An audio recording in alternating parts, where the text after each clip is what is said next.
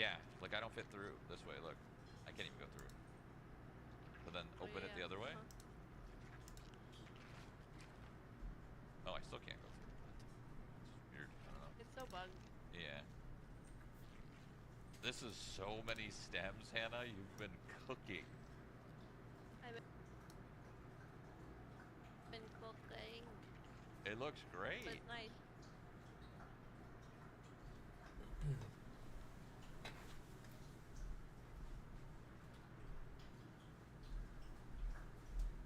I should have gave you that much food.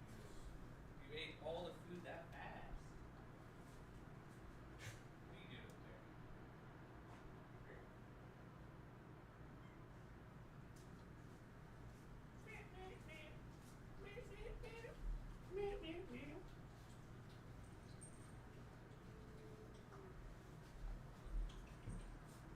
Titus.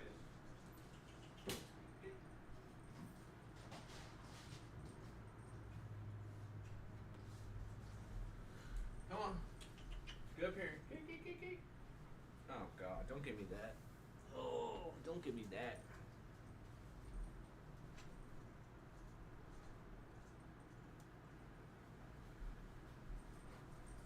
Don't give me that, kitty.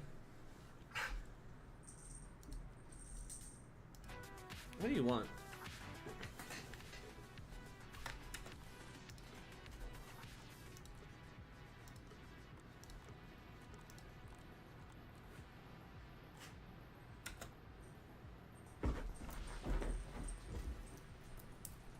You know, I just don't know. I just don't know sometimes with you, Cat. Hey, I'm Maxwell. Maxwell Smalls. Remember that. Maxwell Smalls. Remember that.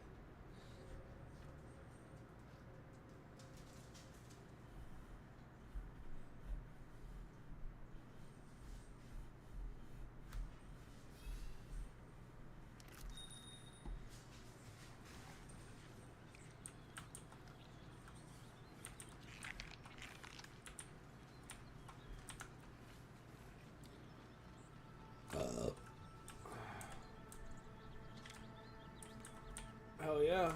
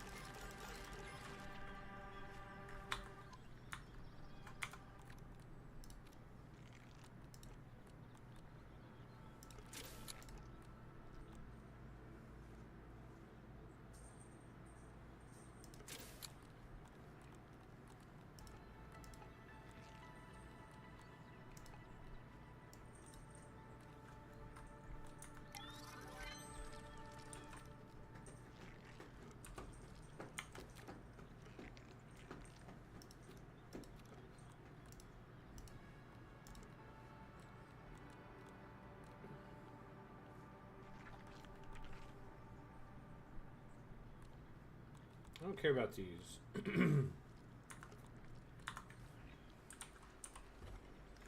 Science.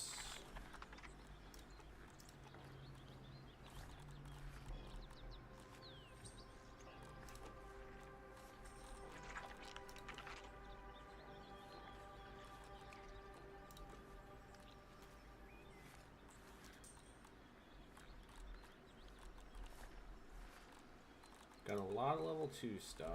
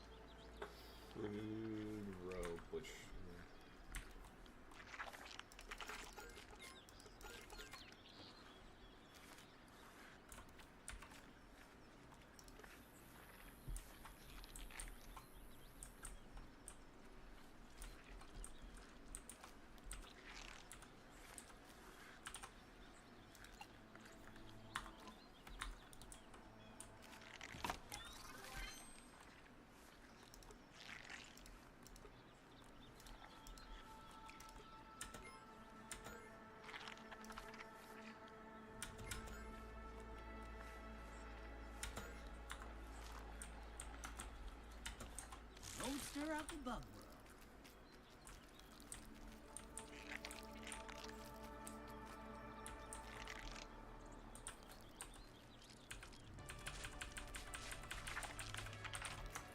Let's go! Take a breath, big guy.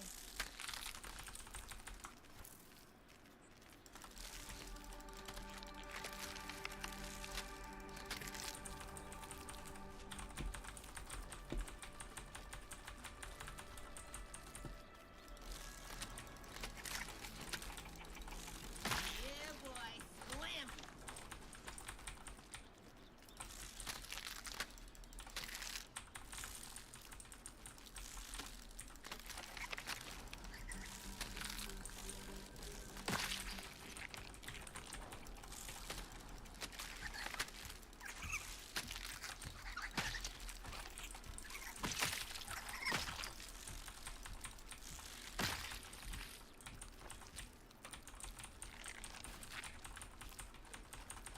Any more weight on this bug and I'll have to walk.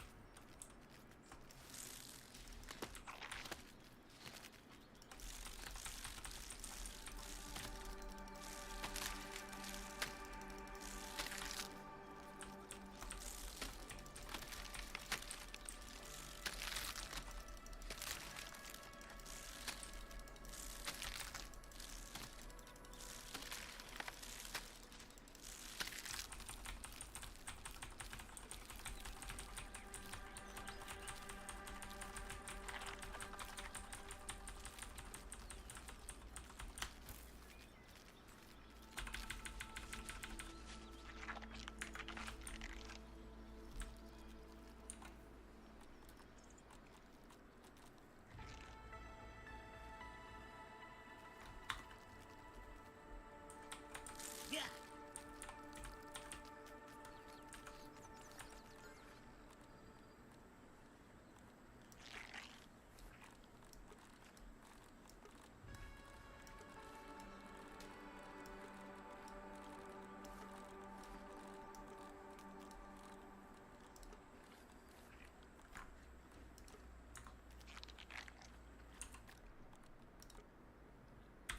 Man, I missed bug steak.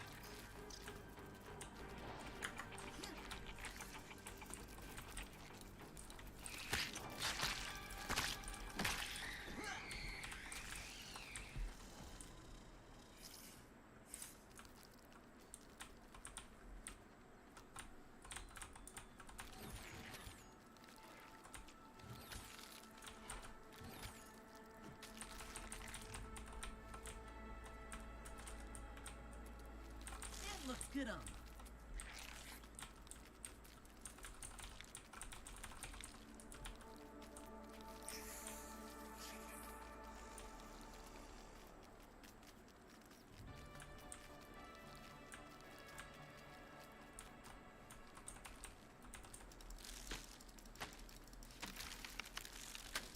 Take a breath, big guy.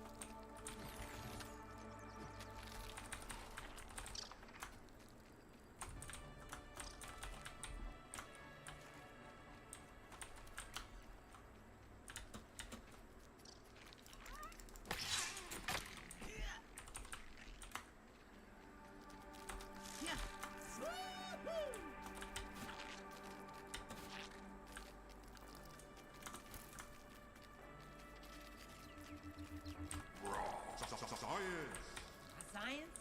I like it.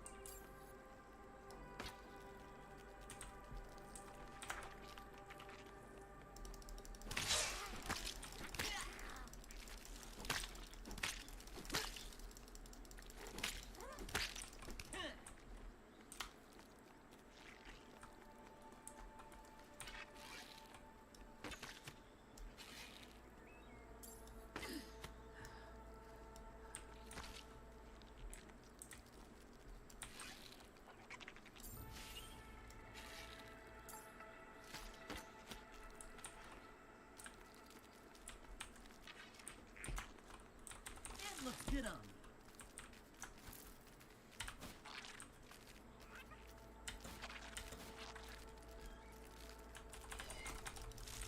Trap this guy.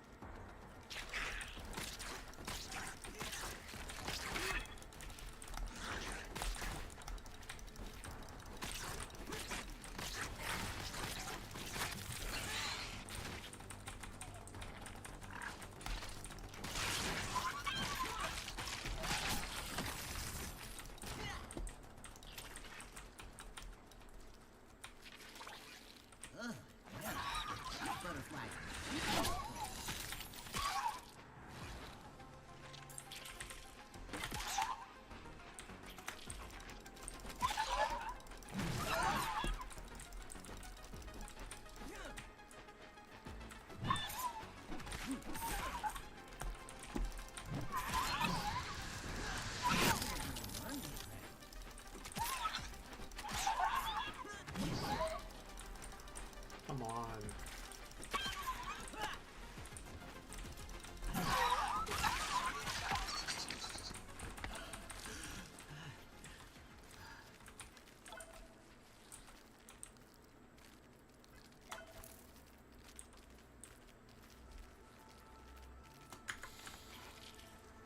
Get these acorns in peace.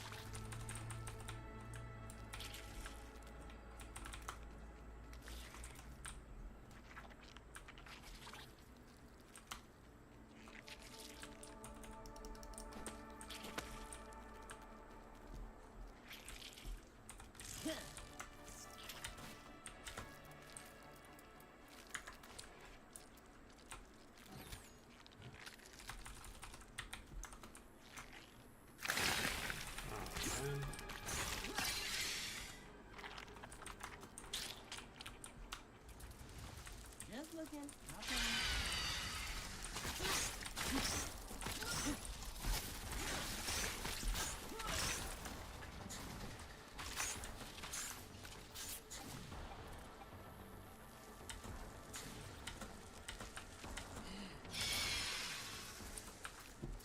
I ain't gonna walk around in the dark like an idiot.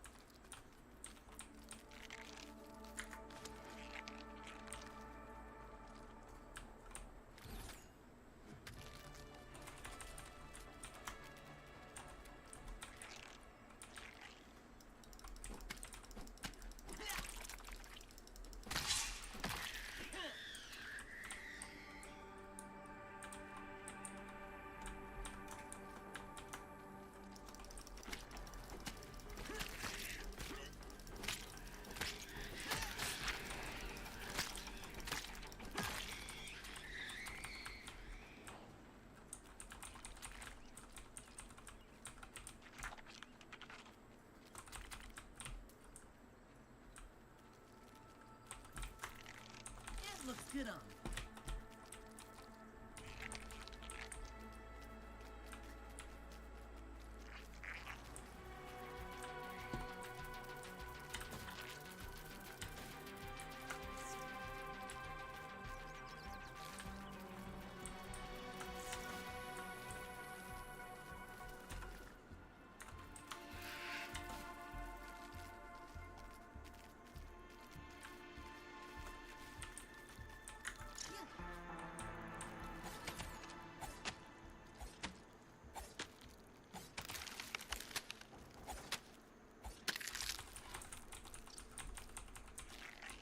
Yeah.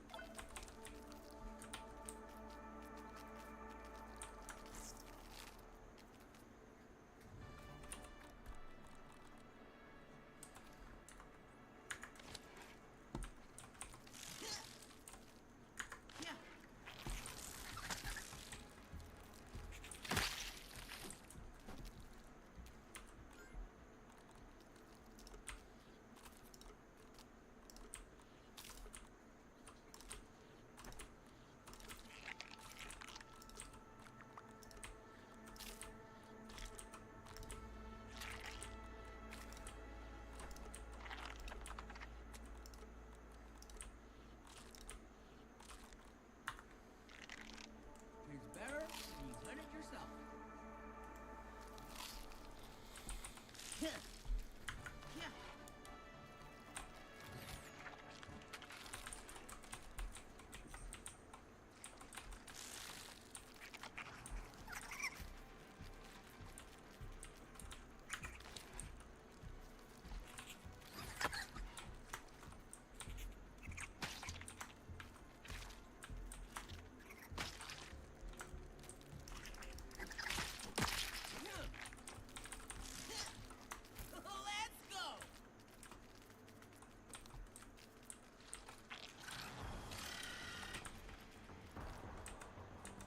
Let's go.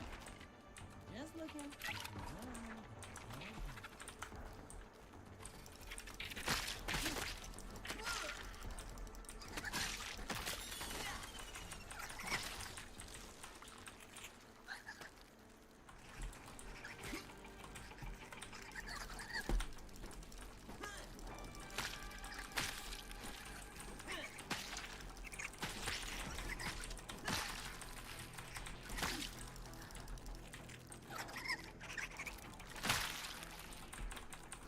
Yeah.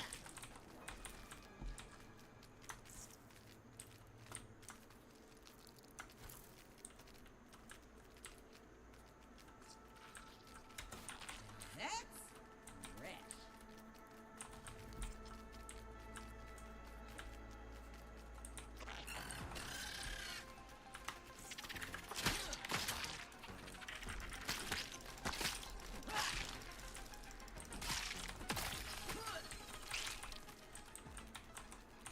Yeah.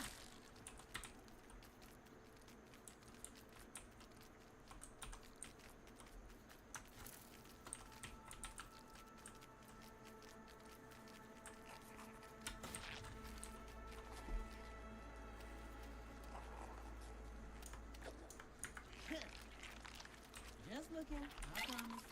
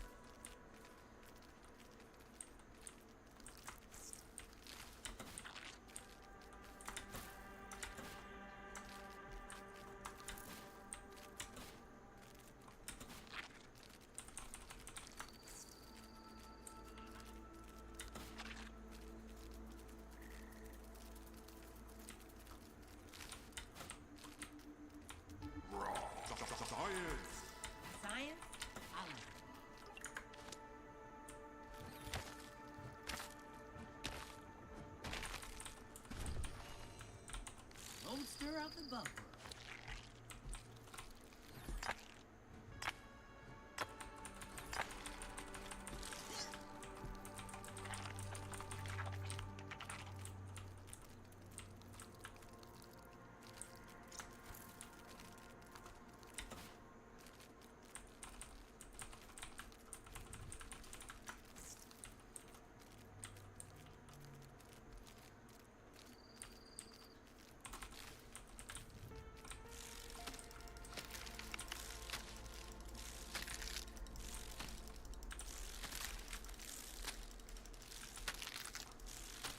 Buggy loaded to the max.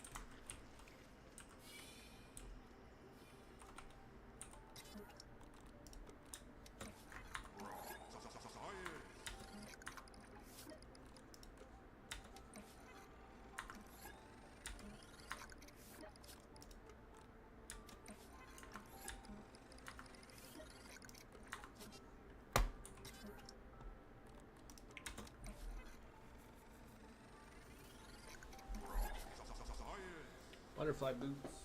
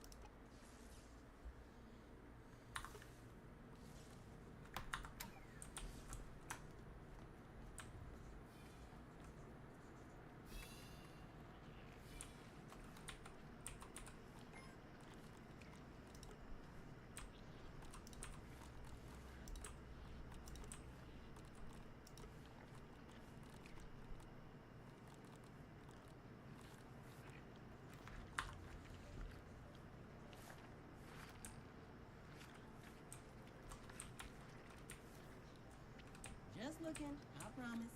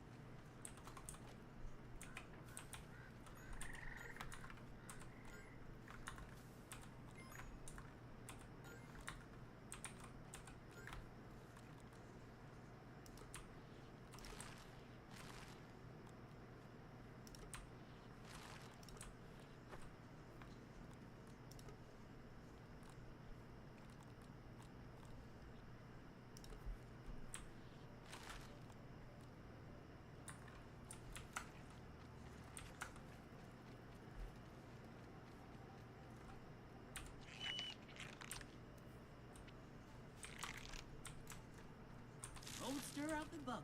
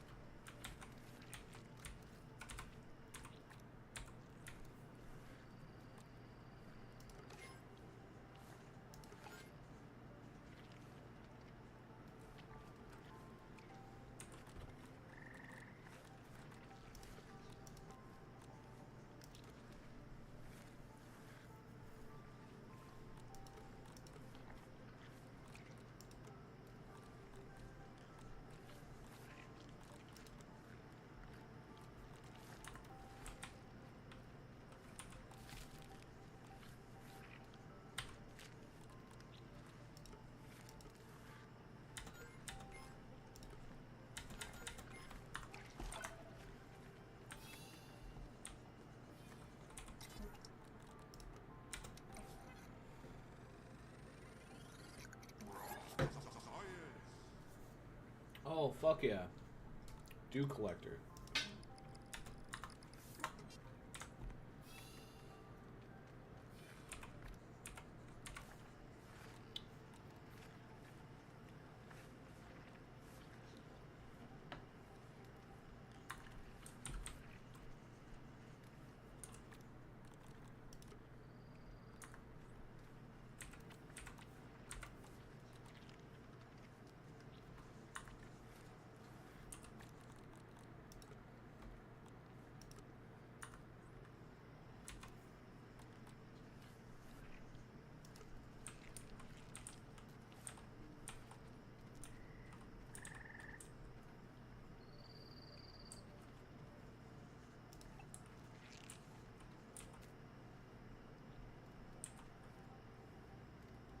Lighten up.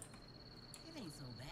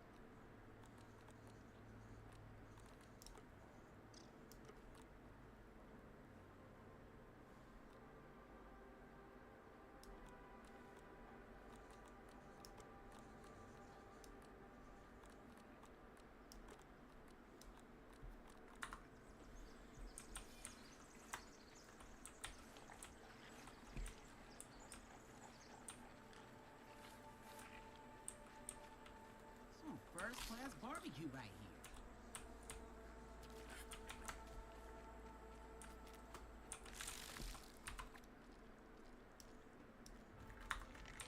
Woo-hoo!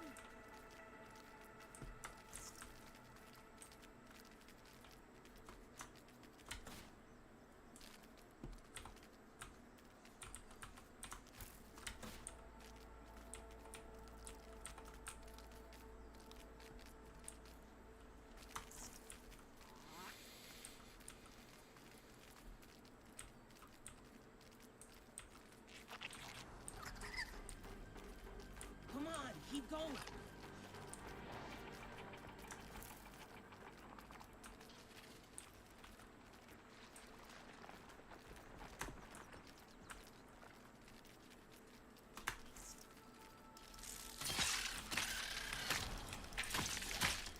Oh, snap! Another one down.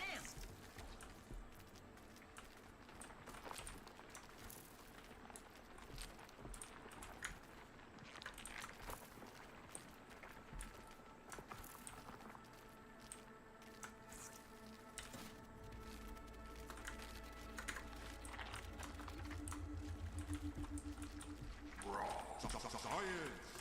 Science? I like it.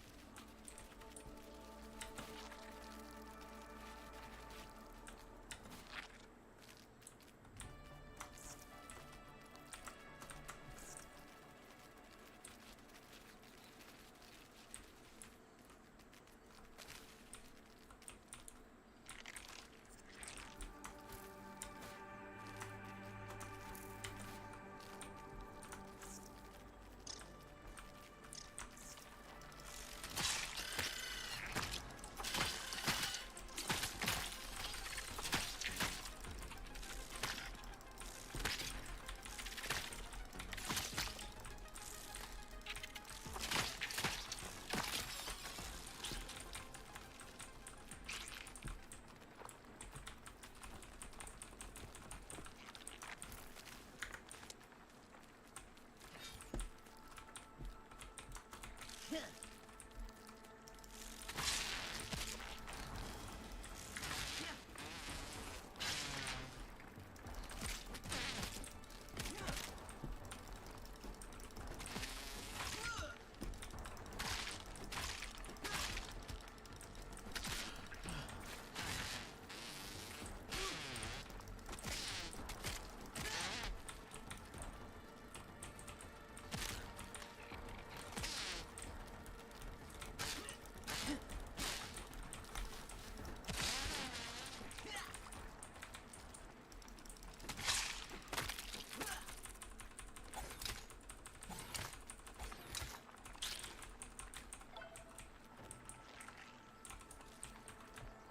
Don't stir out the bubble.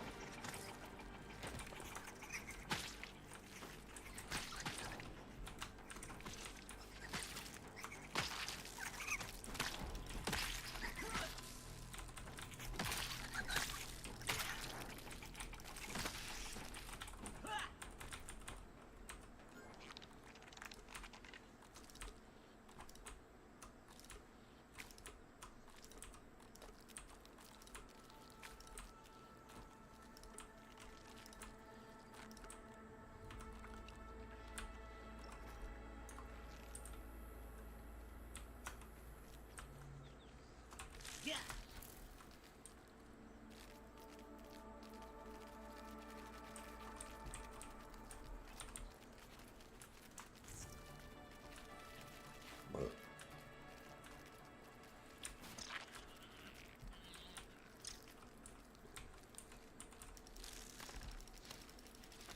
Chomp, big girl.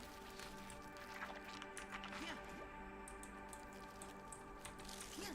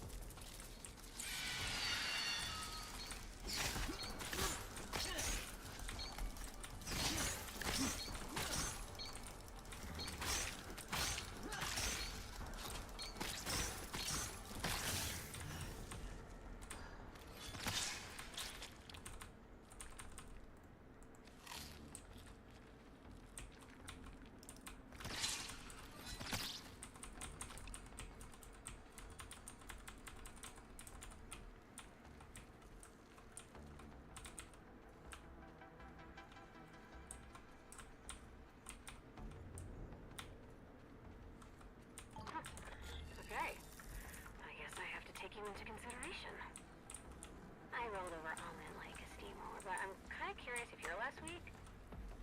I'll be sending you a test. Little violent test. You better be ready. Island test? Get ready? What does that mean?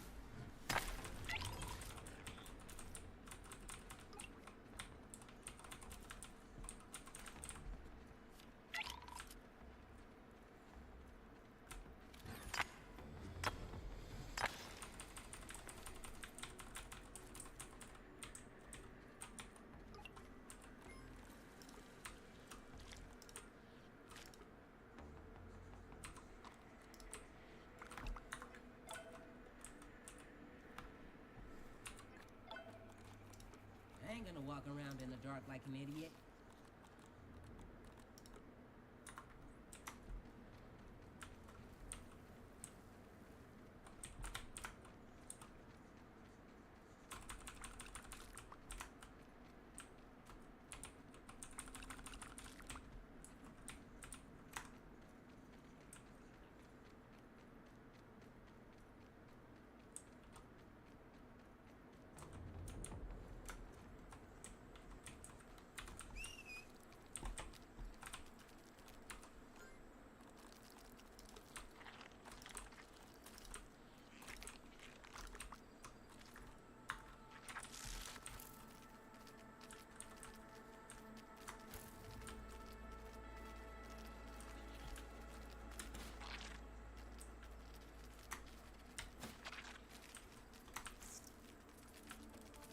Whoa! Whoa!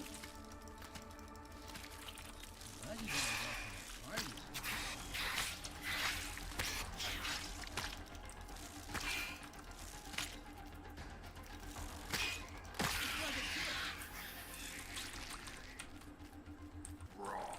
Science!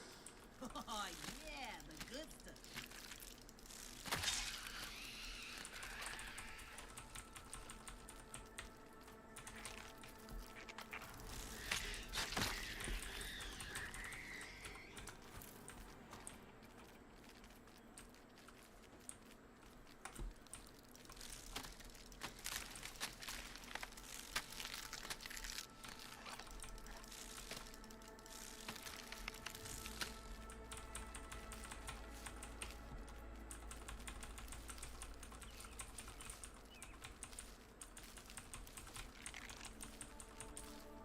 Woo!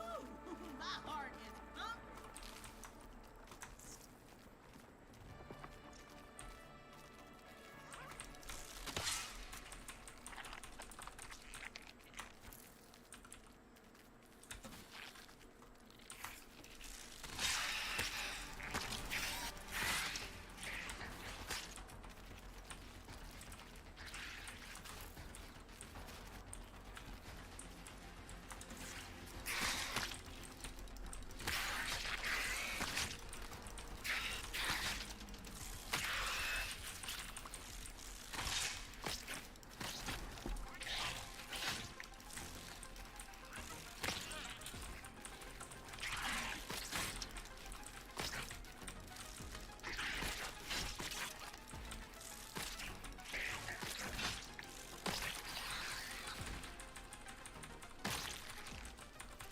We need everything we can get.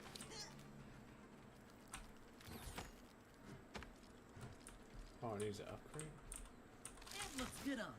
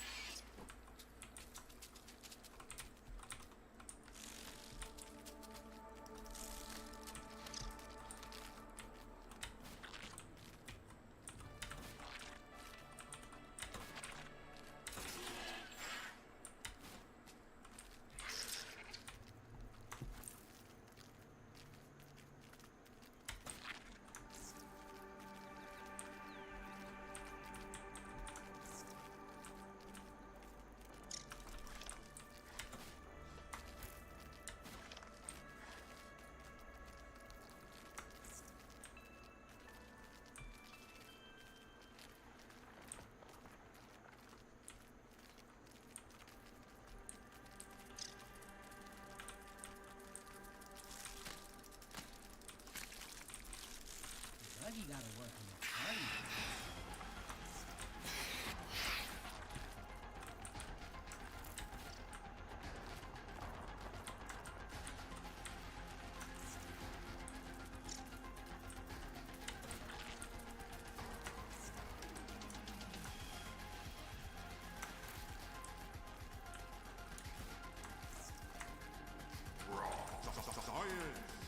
Science? I don't know. Any more weight on this bug and I'll have to walk.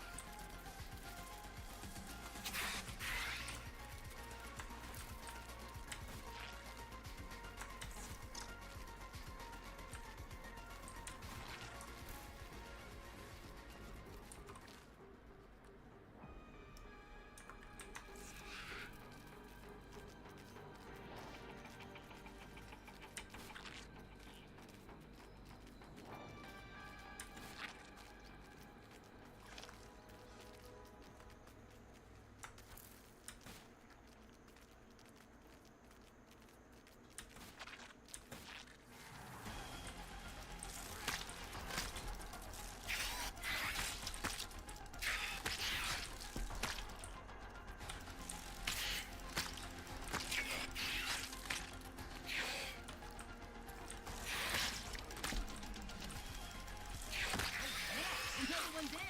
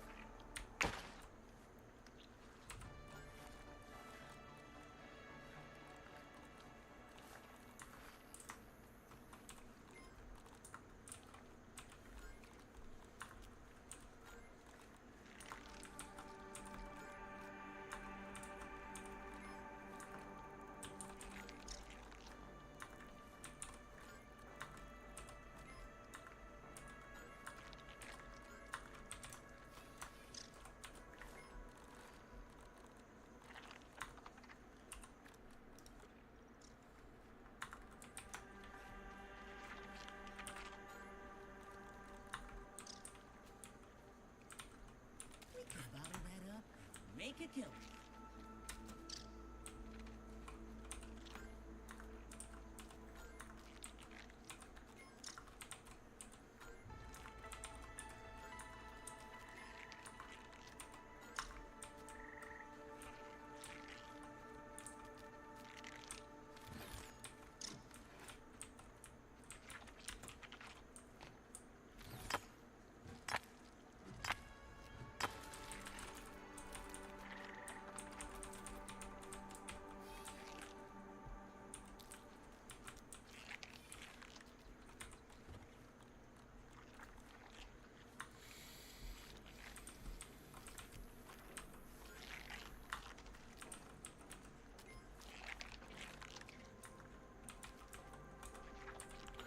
Oh, bro, all my...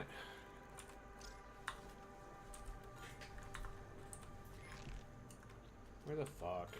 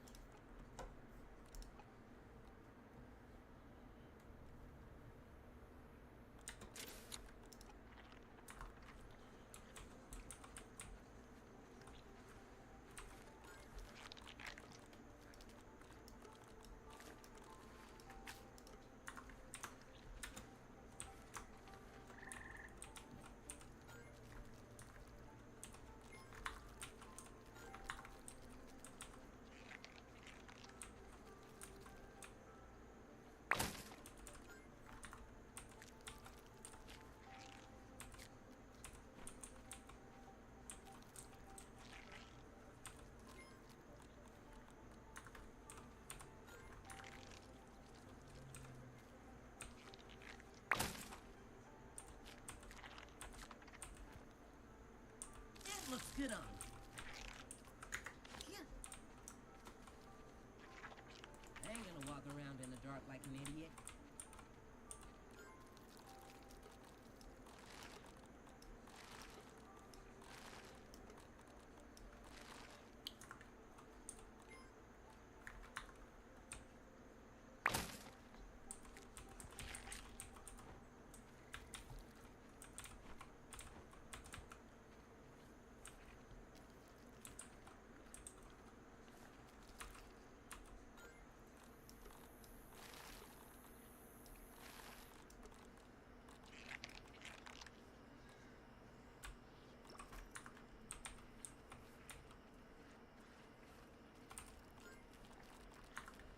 Oh, somebody join in? I think somebody's in here.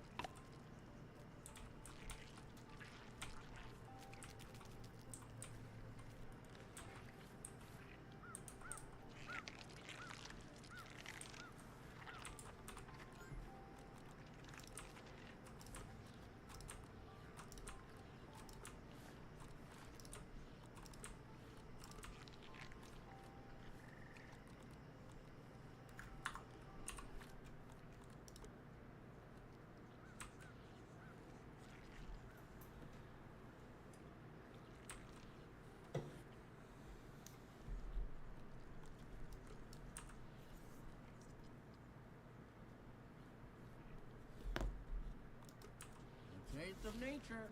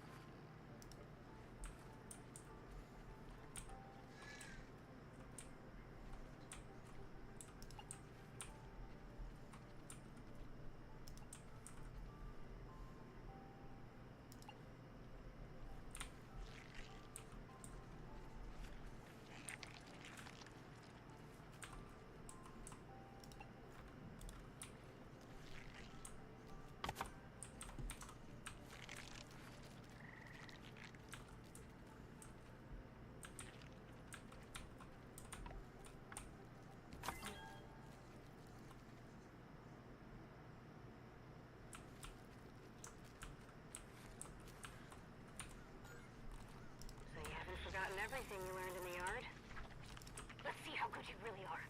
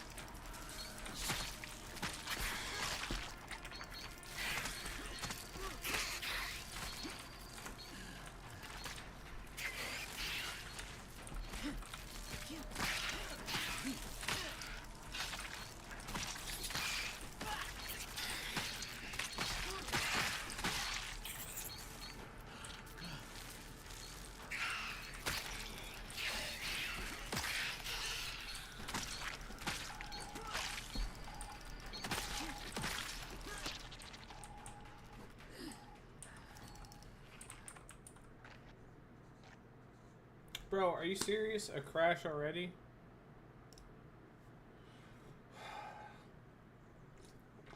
Right when we took that shit out? Are you kidding me?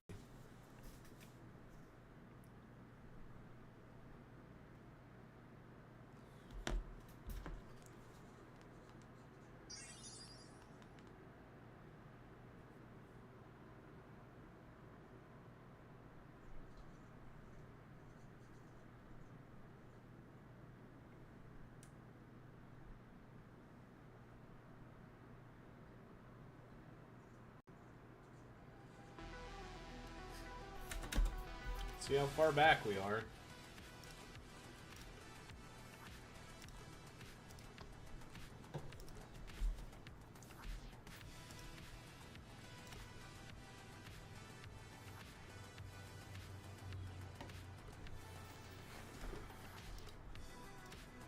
Hey, I'm Maxwell. Maxwell Smalls. Remember that name.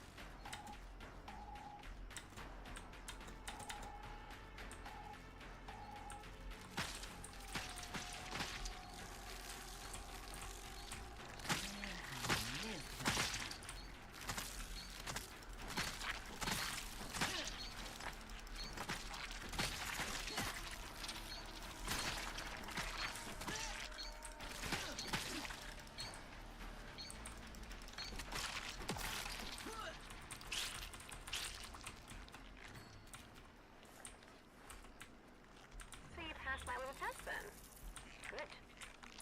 I'll keep checking on your progress. Can't have you falling behind.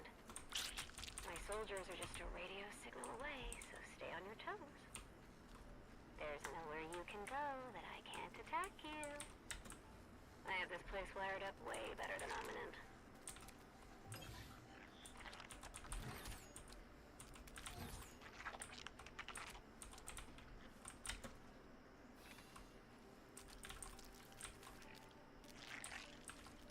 Monster of the bubble.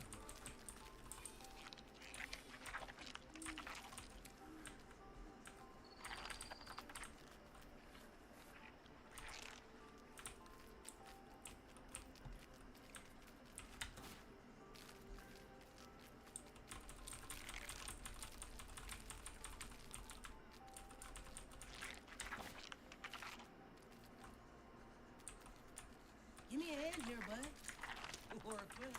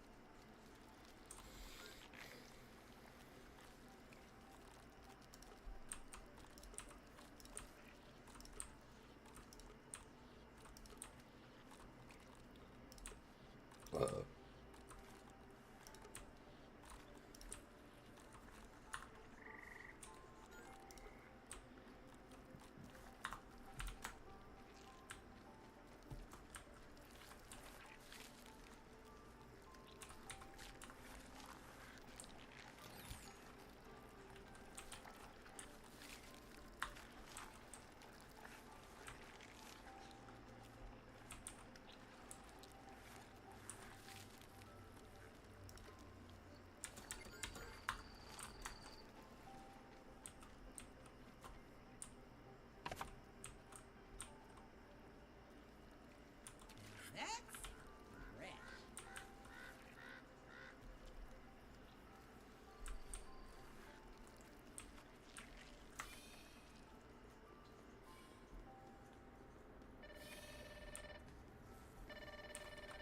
Thank God you're still alive after this ordeal. Really? What did you learn? We could work together to calm her down. She was bragging about her own network. No wonder we haven't been able to disrupt her signals.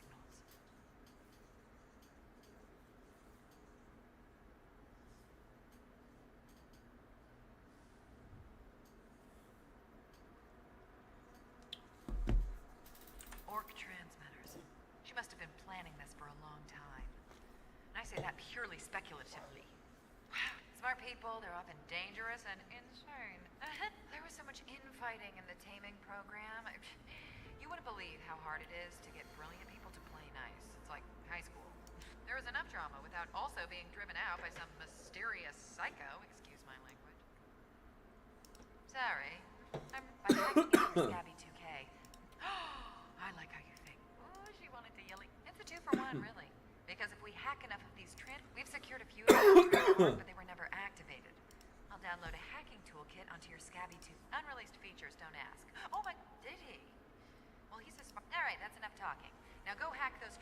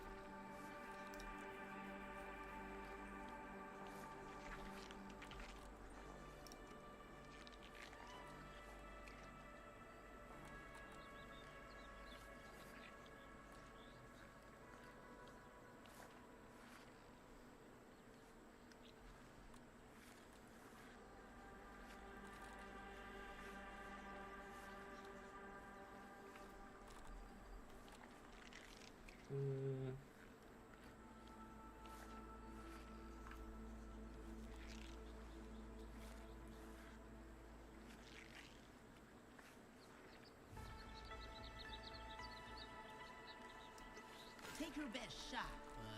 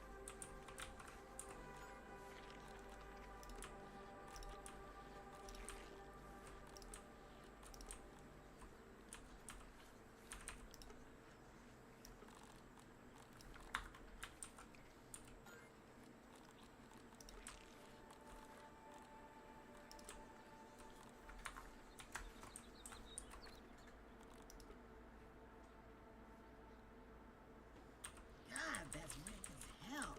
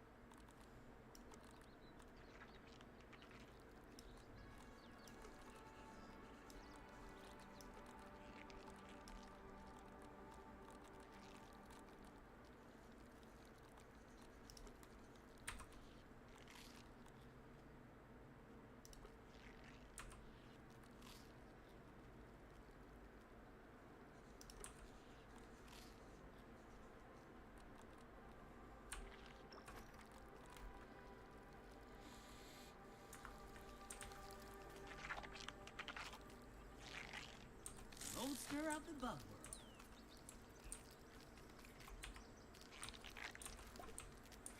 Woohoo!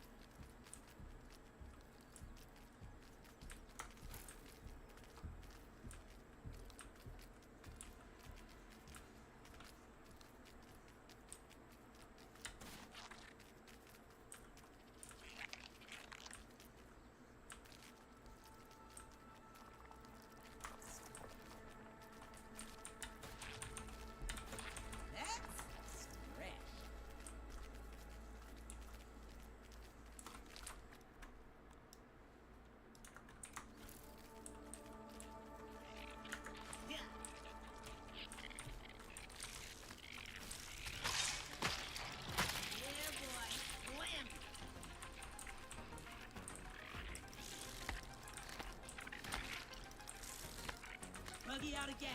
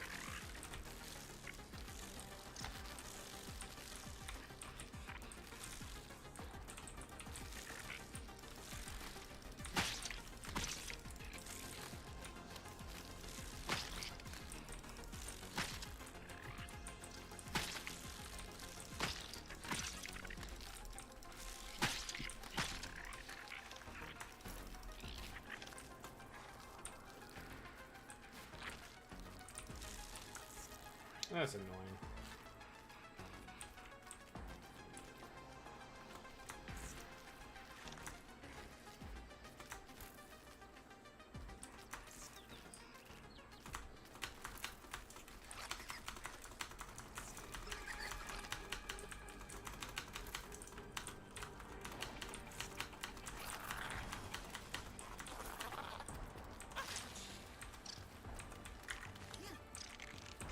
Just looking, I promise.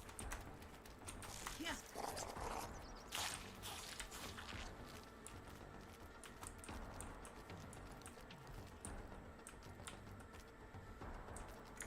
Yeah. Yeah.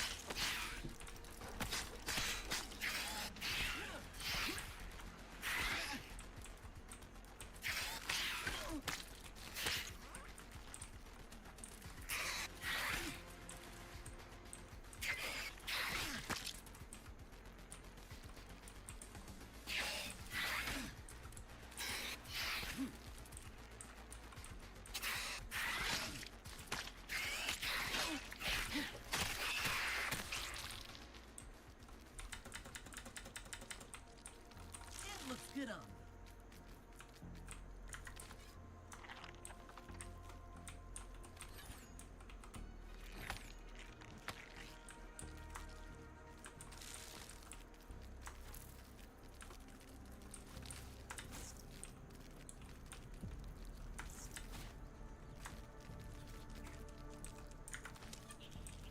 Just looking. Run, but you can't hide.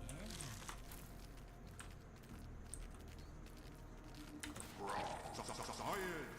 Oh, yeah, the good. Yeah.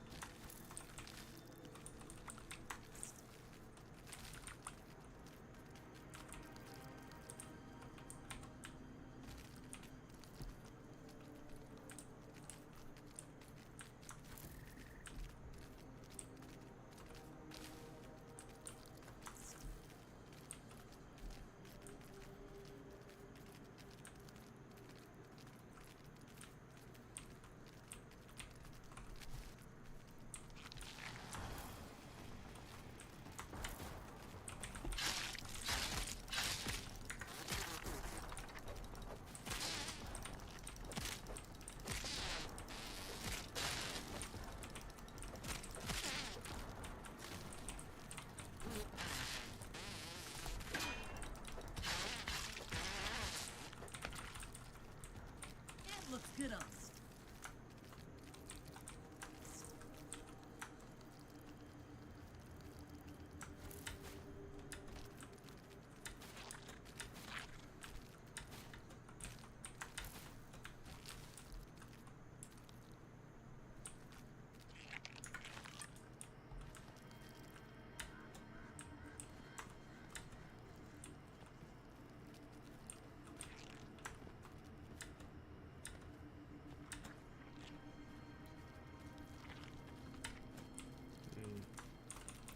I can cheese it.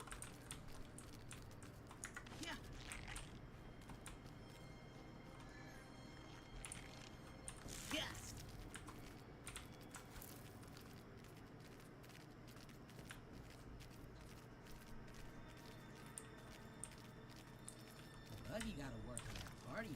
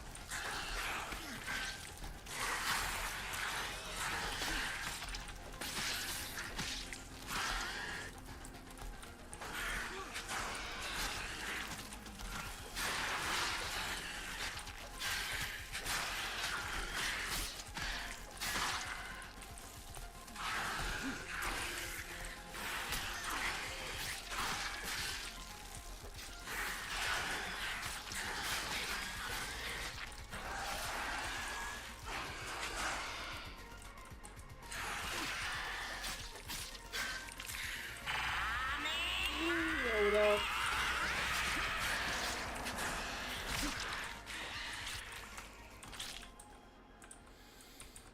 Yeah.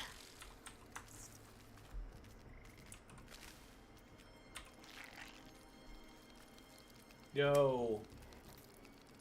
Komunani. Komunani. I don't really know. I'll say Como.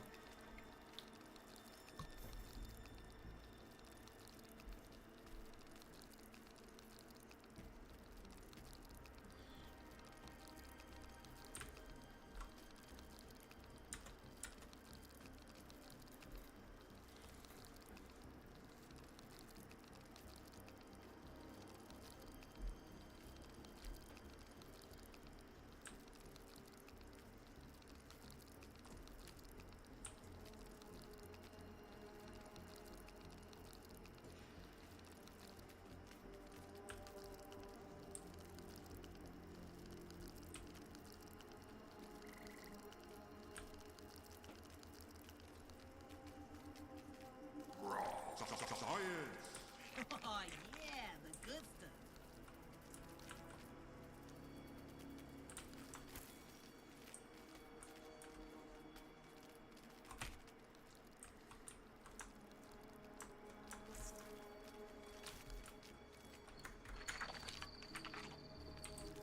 Yeah.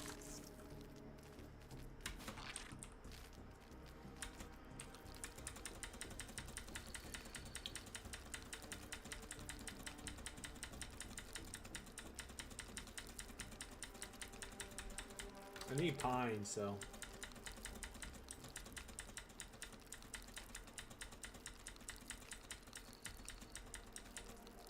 Dude, come on.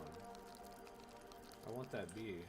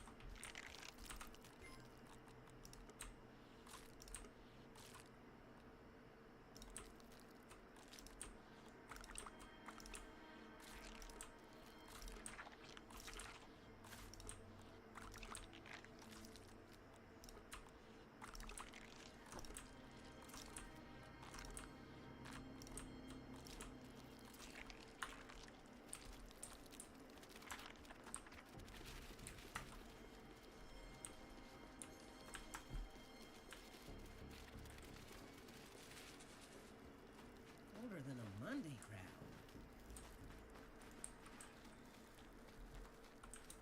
Lighten up. It ain't so bad.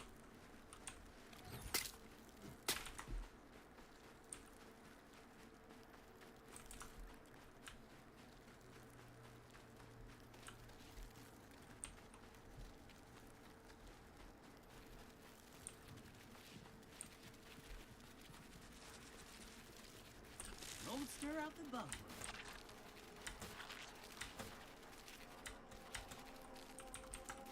Fucking loud, man. Just look at the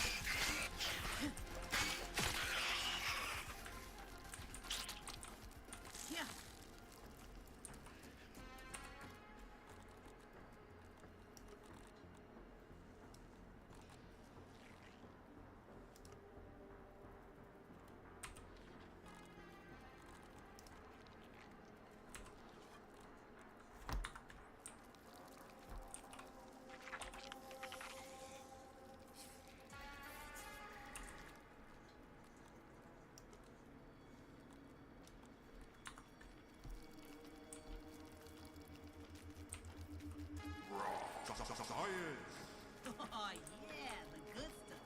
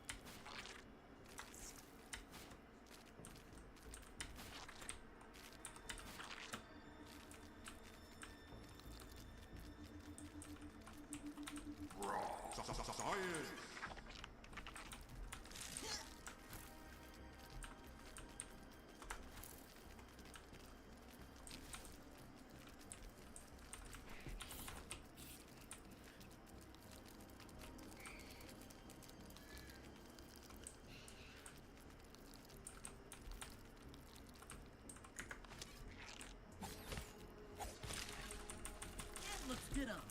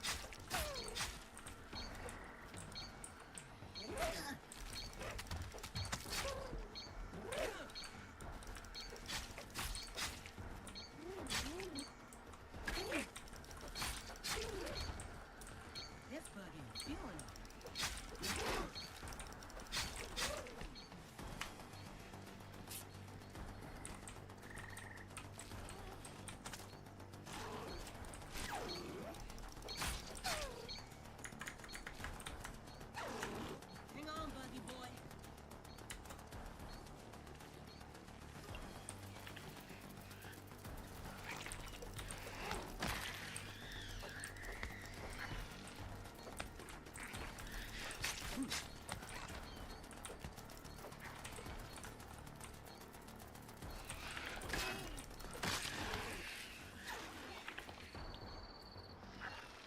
get it.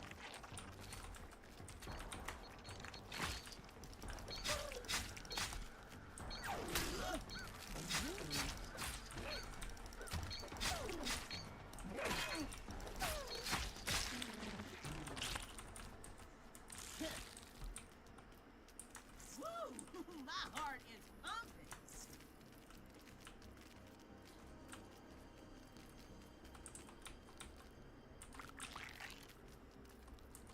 Guard it with your life.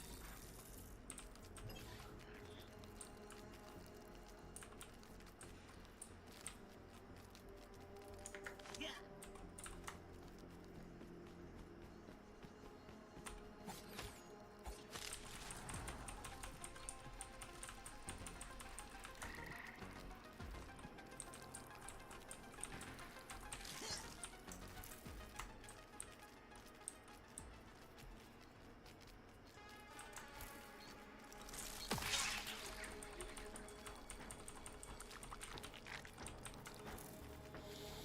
Weevil knows.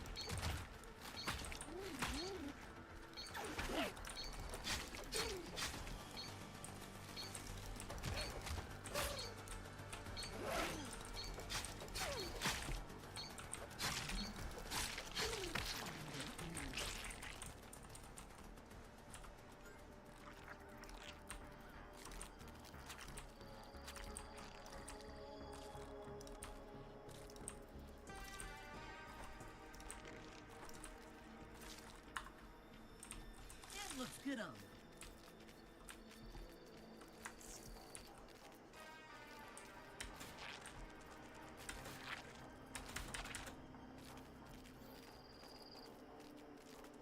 Take a breath, big guy.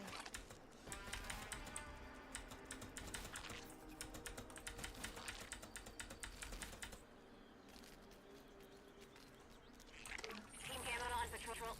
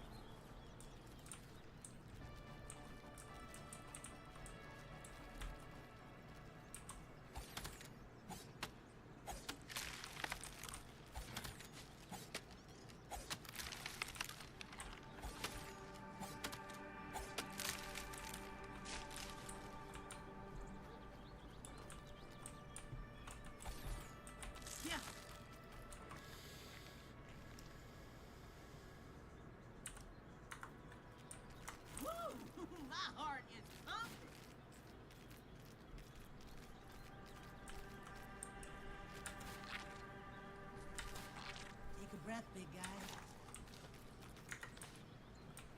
Just looking, I promise.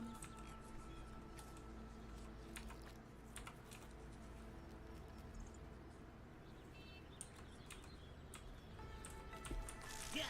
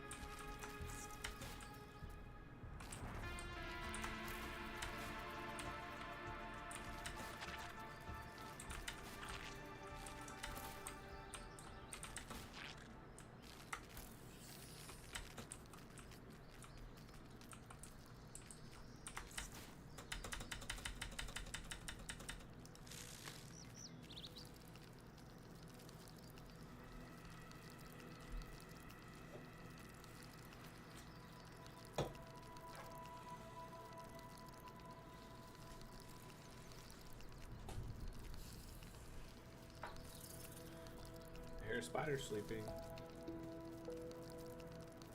He's up and moving. Fuck.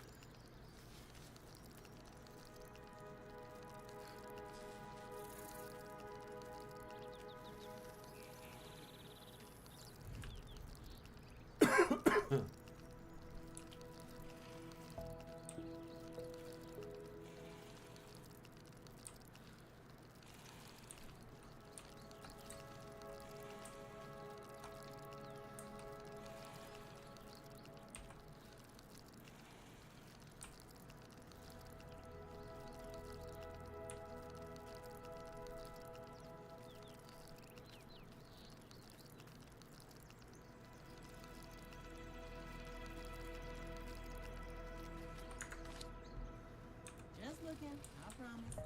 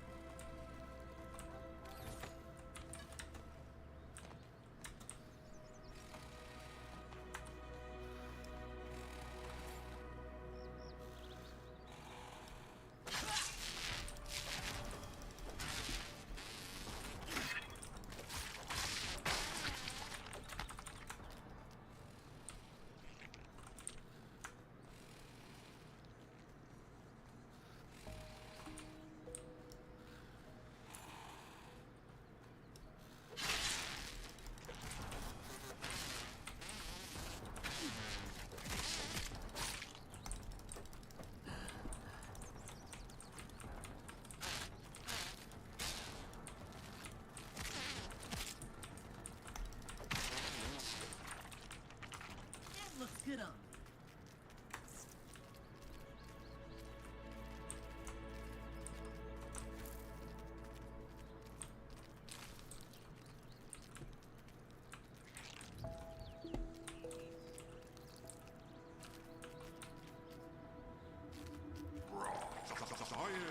Give me that pink goo.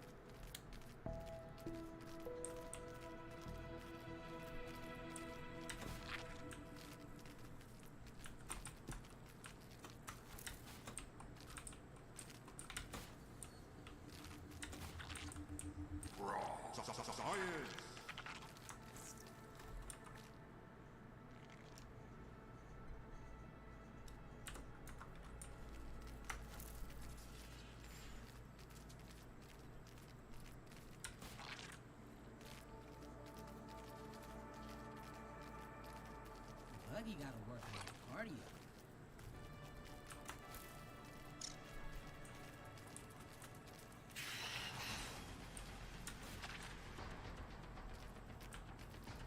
Gross!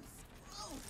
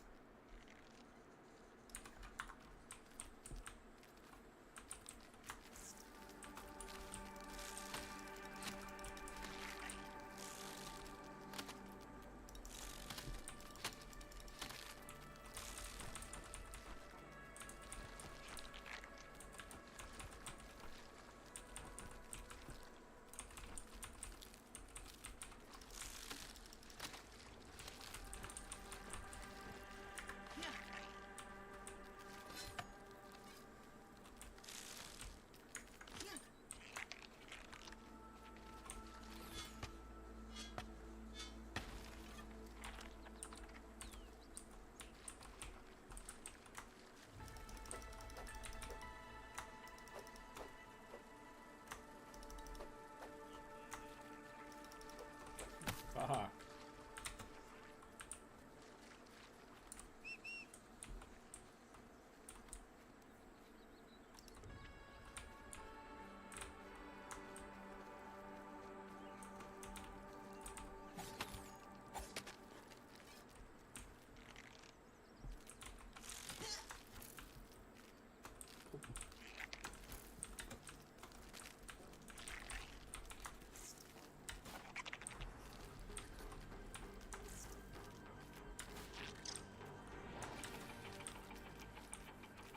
Yeah.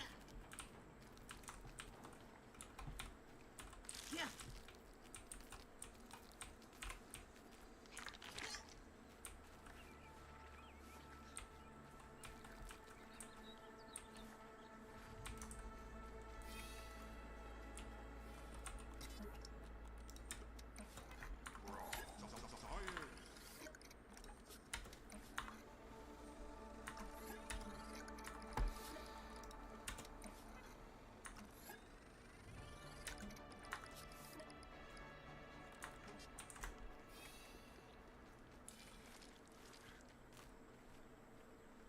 Don't stir out the bug.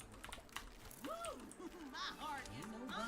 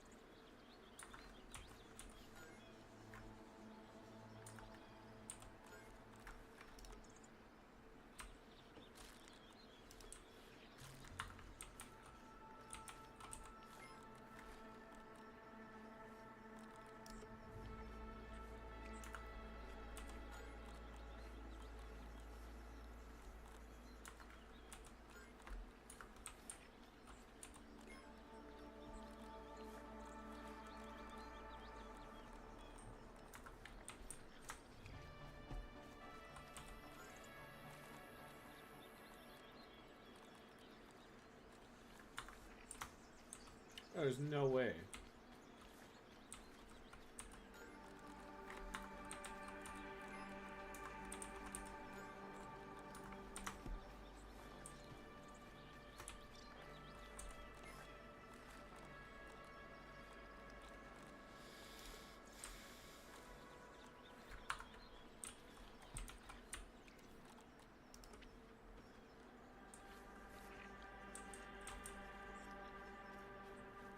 Come on,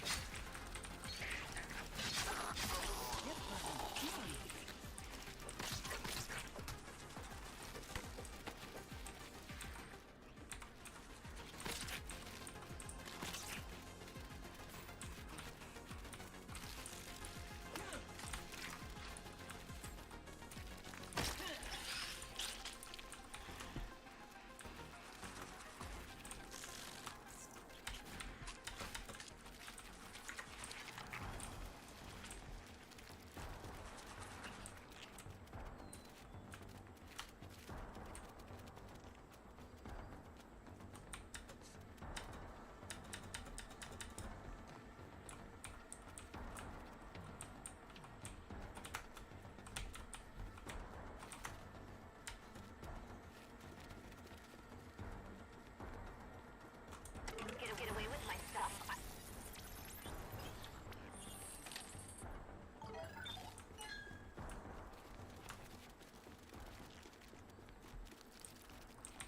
Don't stir out the bubble.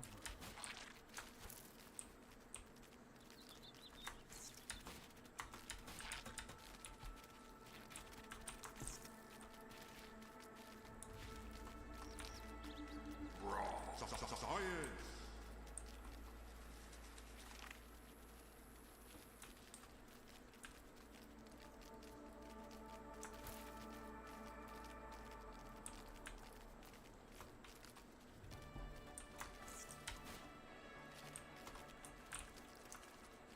Come on, keep going.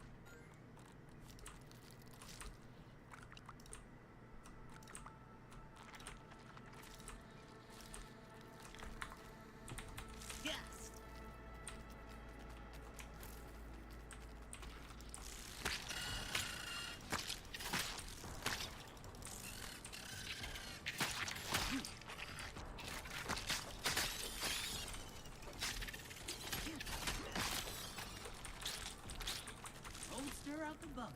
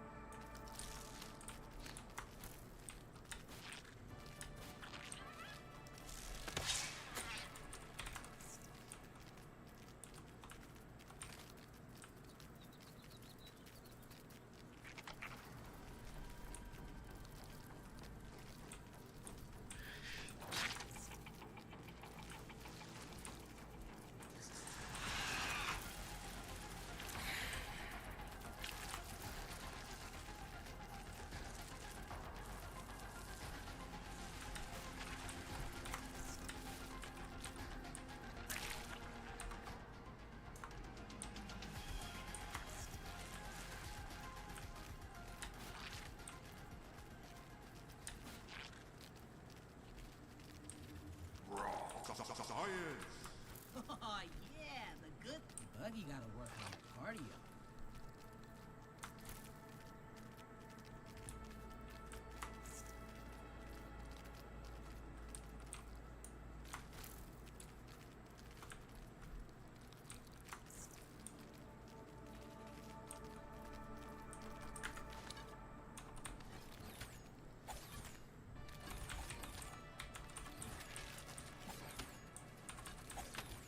Yeah.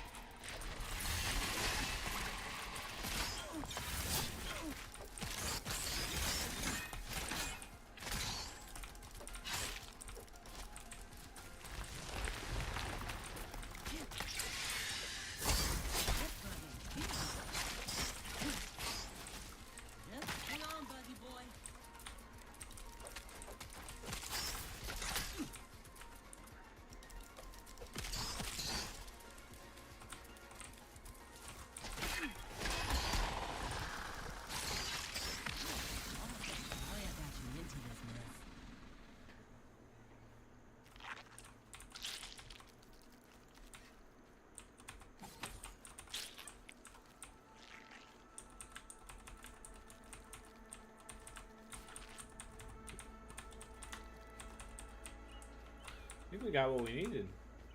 That looks good on me. Can always get more though.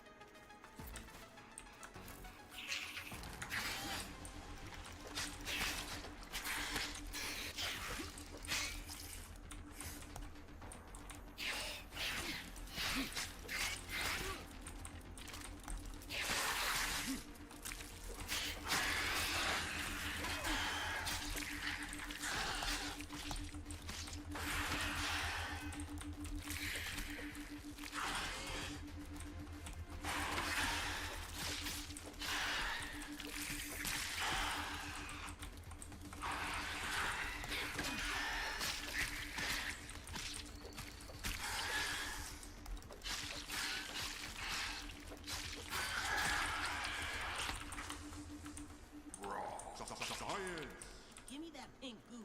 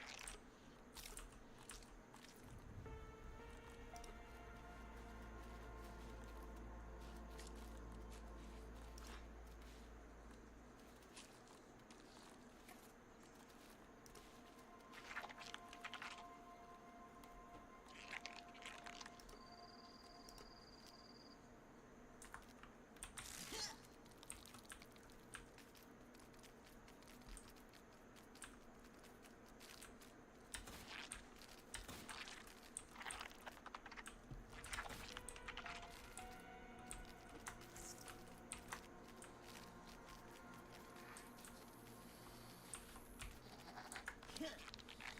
Just looking, I promise.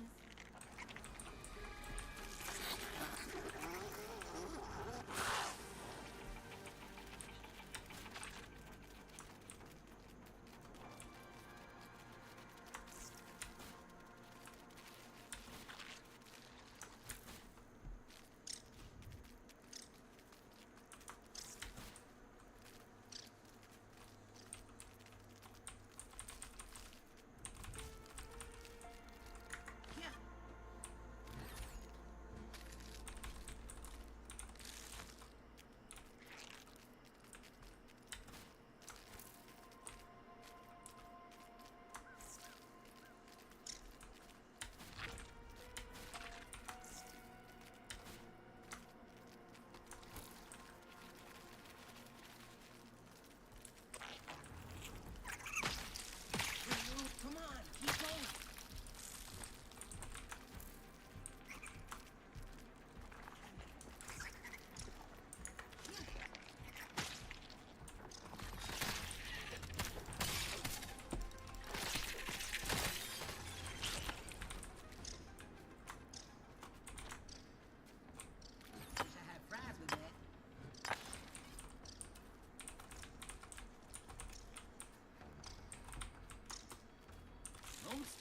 bug world.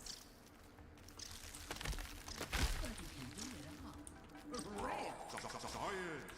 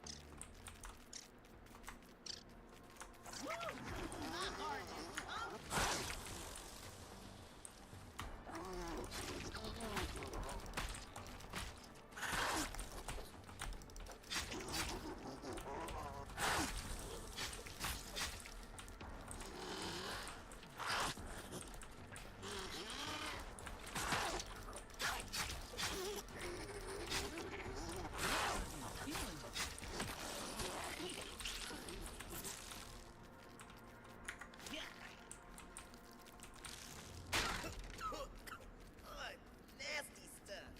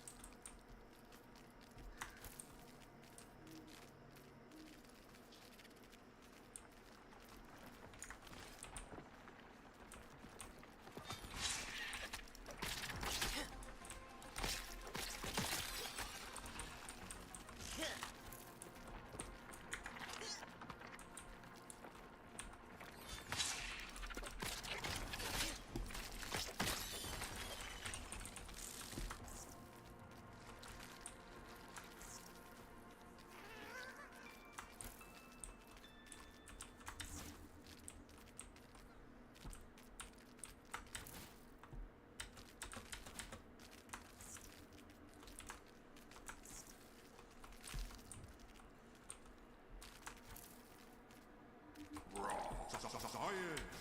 Oh, yeah, the good stuff.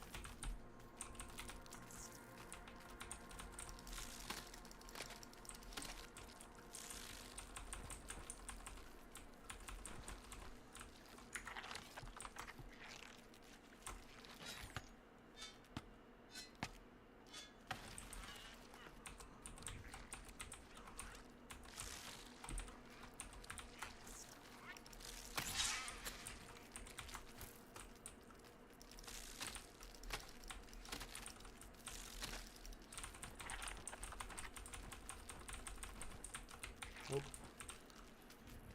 Nope. Snail.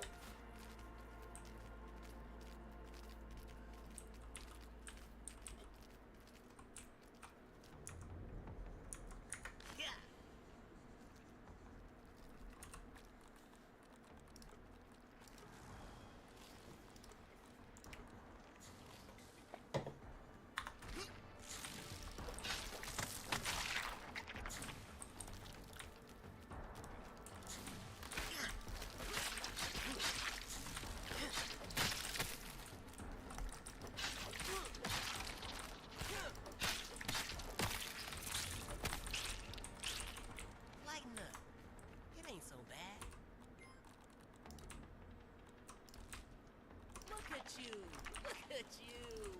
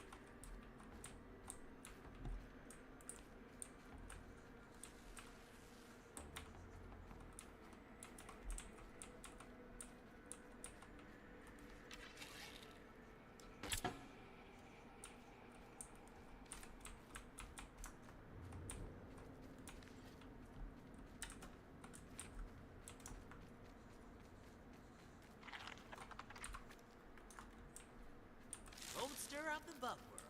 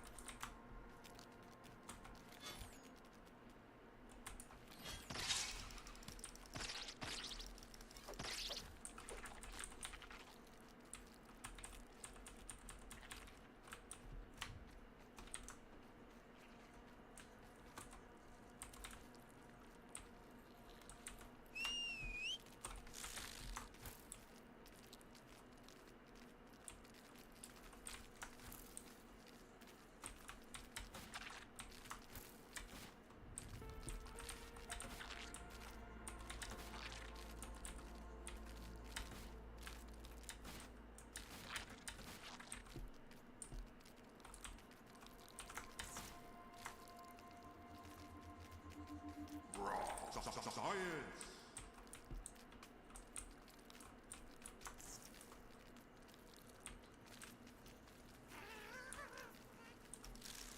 Yeah, boy, slammed it.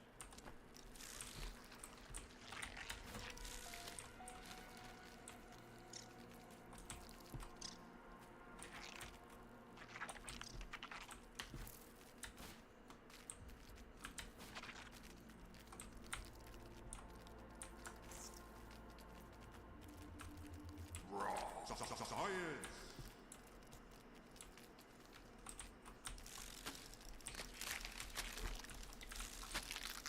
Buggy gotta work on that cardio.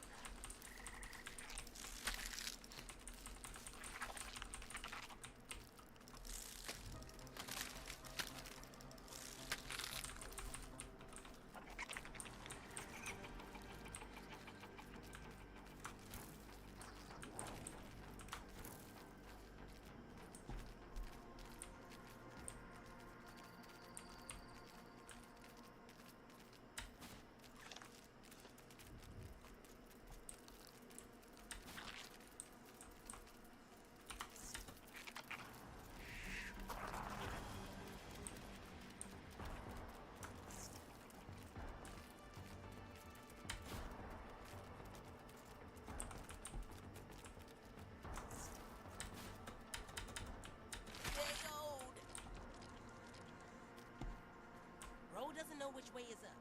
Give him a moment.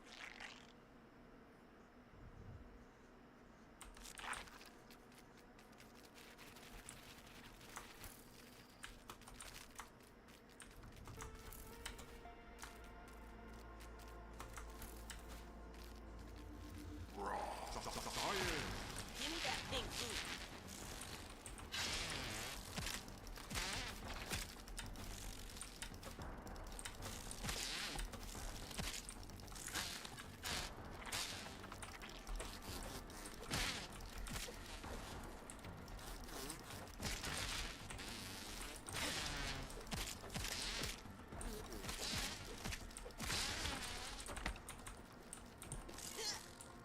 Yeah. Look at you. Look at you.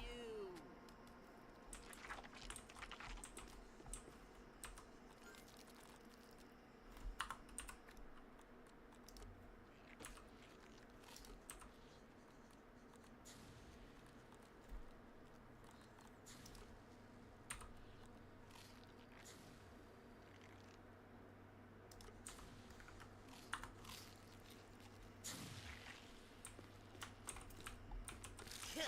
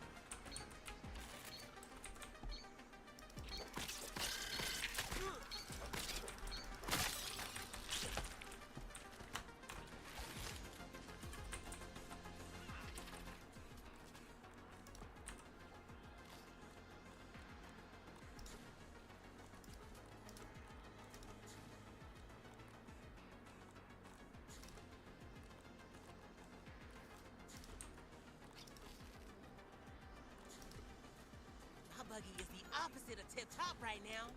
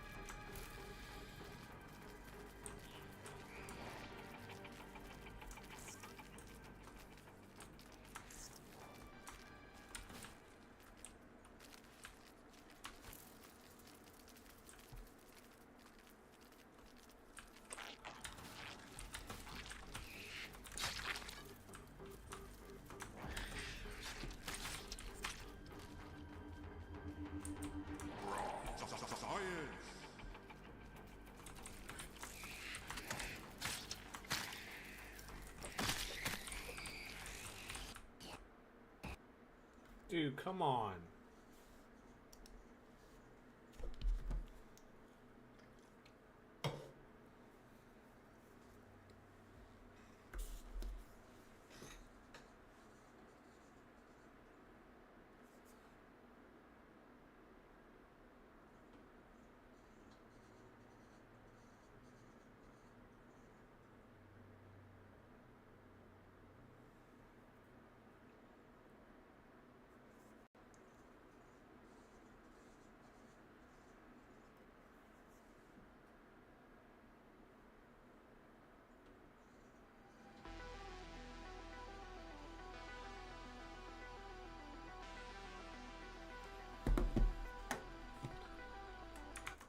Not as many viewers today. I'm gonna head out, guys. Or actually, you know, I'll keep the stream up.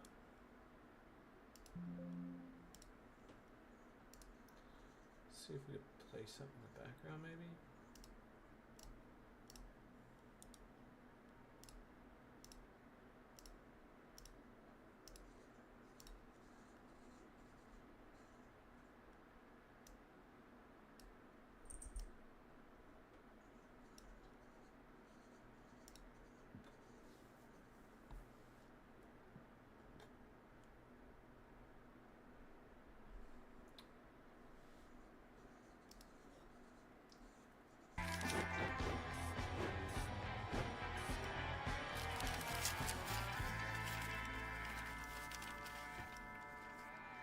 The U.S. Navy's greatest mystery occurred in early March 1918 when the USS Cyclops departed Barbados with 306 men aboard and vanished completely, leaving behind the U.S. Navy's greatest unsolved mystery and its largest non-combat loss of life. The 542-foot naval collier carrying nearly 11,000 tons of manganese ore, crucial for wartime steel production during World War II, never sent a distress signal, it left no debris, and sparked over a century of investigations that have yielded no definitive answers. And the mystery deepened when post-war examination of German naval records revealed no submarine activity in the area, eliminating the most obvious wartime explanation and leaving investigators with a puzzle that has resisted solution in spite of now modern technology and continuing persistent efforts by the descendants of the lost crew. Believe it or not, the USS Cyclops did not begin its life as a doomed mystery ship, but rather as a vital workhorse of the expanding US Navy.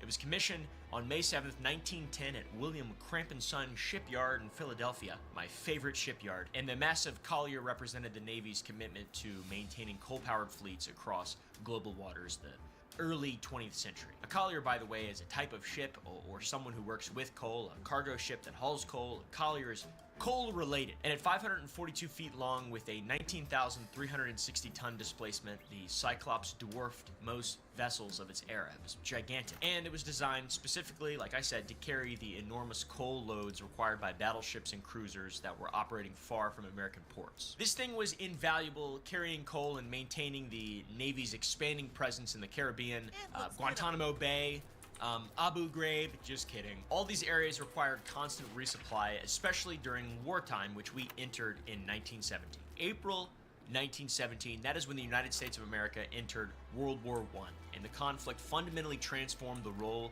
of auxiliary vessels like the USS Cyclops. They were no longer simple coal carriers supporting peacetime patrols. These ships became the backbone of massive logistics operations that would determine the war's outcome. And if you're unfamiliar with the US of A's game when it comes to logistics, that's how all the wars are ever won, pretty much. Even though they're not actually ever won, they're forever, and then that's how you make money and stuff. That's not how I make money, though. I make money by turning tricks on the street corner. The point is, cargo ships like the USS Cyclops in 1917 and 1918, the importance cannot be overstated. German U-boats had demonstrated their ability to strangle Allied supply lines, sinking merchant vessels faster than shipyards could replace them during the peak of unrestricted submarine warfare. I cannot imagine being on a submarine in the early 20th century.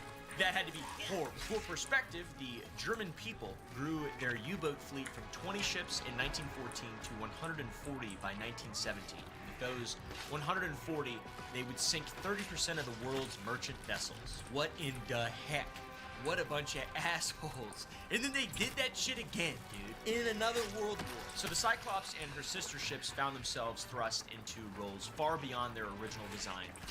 While originally intended to carry 10,000 tons of coal in familiar Atlantic waters, they were now expected to transport denser ores thanks for the over follow. longer distances Appreciate that. under wartime pressures. So the required expansion from the Navy had outpaced both shipbuilding capacity and the institutional knowledge needed to safely operate auxiliary vessels like the USS Cyclops, which were now carrying unfamiliar cargoes like manganese.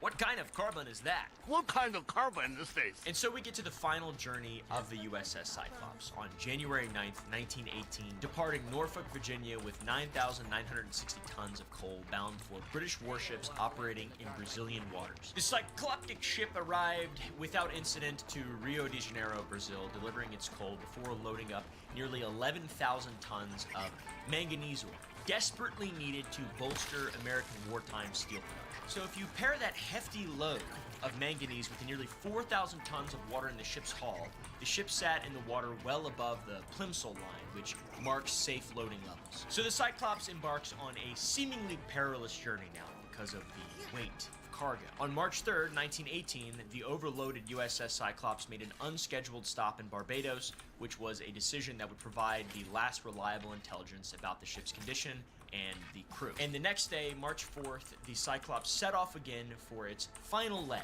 a 1,800 nautical mile voyage to the intended destination, which was Baltimore, Maryland. The last transmission ever sent by the USS Cyclops was simple and hopeful, to be honest. Weather fair! All well. Clearly not, though, unfortunately. Weather fair! All well. I love that as being a transmission, especially your last transmission. Everything's great. Wonderful! Although the water is above the Plimsoll line, but weather fair, all is well. He's loaded to the Got a nice tan going. So the Cyclops was expected to arrive in Baltimore by March 13th, but March 13th came and went, and nary a word was heard from the vessel. Worry began to set in. Of course, the complete absence of any communication, position updates, no requests for assistance even, and most troubling, no distress signals suggested something far more serious than mechanical problems or even adverse weather had befallen the vessel. By March 15th, worry transformed into alarm, and naval communication stations from Barbados to Norfolk transmitted repeated calls to the Cyclops on multiple frequencies, hoping for any response that might indicate the ship's location and condition.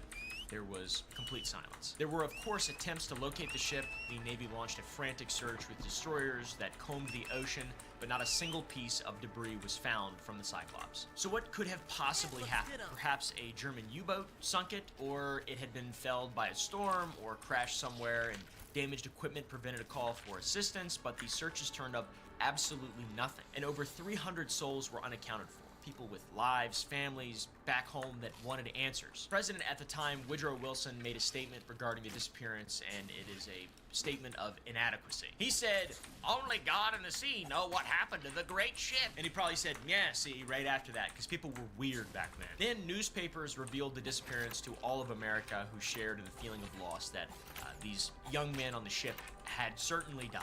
A father of one of the boys aboard the Cyclops even sought to enlist himself after his son's disappearance. And just a few months later, in June of 1918, the Cyclops was declared lost and all hands deceased by Assistant Secretary to the Navy, Franklin D. Roosevelt. So what could have happened to the ship and its crew? Was it a German U-boat? How does something so large go missing with zero evidence left behind? There are several theories. The first theory is that the USS Cyclops carried more than just mechanical vulnerabilities into its final voyage. It sailed under the command of one of the Navy's most controversial captains, a captain by the name of George W. Worley, born Johann Friedrich Georg Weichmann in Germany. He had deserted from a German ship in 1878 and reinvented himself as an American sea captain, so that's pretty suspicious. And reports from sailors indicated that he had created a toxic command climate, and he was nicknamed the Damned Dutchman due to him being a drunkard who mistreated the crew. Worley's sailors and crew were suspicious of him, and theories of mutiny were circulating, but it seems Worley was equally as unhappy with his crew, as he allegedly wrote to the Bureau of Operations for the Navy complaining that his crew were inexperienced, untrained, and that the ship's equipment had become damaged due to their inability to maintain it properly. So, seems like you gotta Spider-Man pointing at each other type meme that might apply to this ancient history. So we got theories of mutiny there, and they may have some merit, as there were 5 prisoners in the hold of the ship, some imprisoned due to murder. Even the executive officer was placed under arrest and confined to his quarters over a trivial disagreement where fisticuffs were thrown. And this was a trivial disagreement with the captain, Worley. Can you imagine getting into a trivial disagreement and going to jail? Unfortunately for the crew of the ship, the executive officer who was confined to his quarters was the only officer who had experience loading and storing manganese ore, with the rest of the crew being reportedly inexperienced and untrained. That is according to Worley. So another theory is the possibility that the manganese was improperly stored, and the dense ore may have resulted in some kind of catastrophic failure that could have split the ship in half, because it is a ship. Just because it's floating doesn't mean it can carry a lot and stuff, and it's still, there's structural integrity, etc., etc. What is this? There is additional weight to the theory that it was improperly loaded and just split in half. It's reported that the ship had a cracked cylinder, which it would have received repairs for upon its arrival in Baltimore, so improper loading or midship loading improperly could have caused it to split and just sink. Additionally, that idea is a speculation from Conrad A. Nervin, a officer that was on the Cyclops but was transferred to off the ship during its stop in Rio de Janeiro. So that level of a witness account holds more weight, like I said. But still, in spite of all that, no debris, no crew, and no remains of the ship have ever been found to confirm or deny any theory. Where this gets into conspiracy territory is that the region the ship believed to have disappeared is right in the heart of the most mysterious and cursed part of the ocean, the Bermuda Triangle. The Triangle is a place that in the decades following the USS Cyclops' disappearance, it would only grow in legend and create fear among those who would travel through it. There have even been modern efforts to locate the Cyclops, employing technology that would have been unimaginable to even the biggest brain genius in 1918. But still, there is nothing found. How is that we have so much stuff. There's drones and CCTV everywhere documenting all of your moves. Advertisers know everything there is to know about you, but we still can't find a shipwreck. We have side-scan sonar that can sweep the ocean floor like a fleshlight, creating detailed images of objects even buried in centuries of sediment. There's magnetometers that can detect the magnetic signature of a ship's steel hull from considerable distances. Plus, the manganese ore that was cargo of the Cyclops would create quite an anomaly. And you've got remotely operated little submarine ships that sometimes explode. Or implode, rather. And these things can sometimes search depths that are inconceivable to researchers in 1918. But still nothing. Alas, nothing. Fair weather? Yeah, sure. So the Cyclops continues to elude discovery. It's possible it vanished into thin air. Maybe aliens took it to another dimension. Maybe the Germans took it and, I don't know, sailed it up the Rhine. I don't know, dude, okay? It's possible that the ship is in the Puerto Rican Trench, the deepest part of the Atlantic Ocean. It's 27,000 feet in depth. There's a cool, scary image of it. What a crevice. So the loss of the USS Cyclops is one of the most catastrophic losses of the United States Navy's history, and just a generally catastrophic loss. That's 300 lives never accounted for. But of course, this wouldn't be the first and it wouldn't be the last traverser the Bermuda Triangle has taken down. And by the way, this video is not exactly about the Bermuda Triangle, but it is about things that have disappeared a la Bermuda Triangle style. Flight 19, the Navy's lost bomber group. On December 5th, 1985, 5 TBM Avenger torpedo bombers carrying over a dozen Navy airmen vanished during a routine training flight from the Naval Air Station in Fort Lauderdale, creating one of aviation's most enduring mysteries. Of course, aside from the Malaysian Airlines flight, which we will talk about, by the way. Flight 19's disappearance, building upon the earlier USS Cyclops mystery of 1918, would transform from a tragic military accident into the foundational legend of the Bermuda Triangle. The story of Flight 19 begins with what should have been a straightforward 3-hour navigation exercise over familiar waters, but by nightfall, it had become the catalyst for the largest air-sea search operation in American history up until that point. So how exactly did it happen?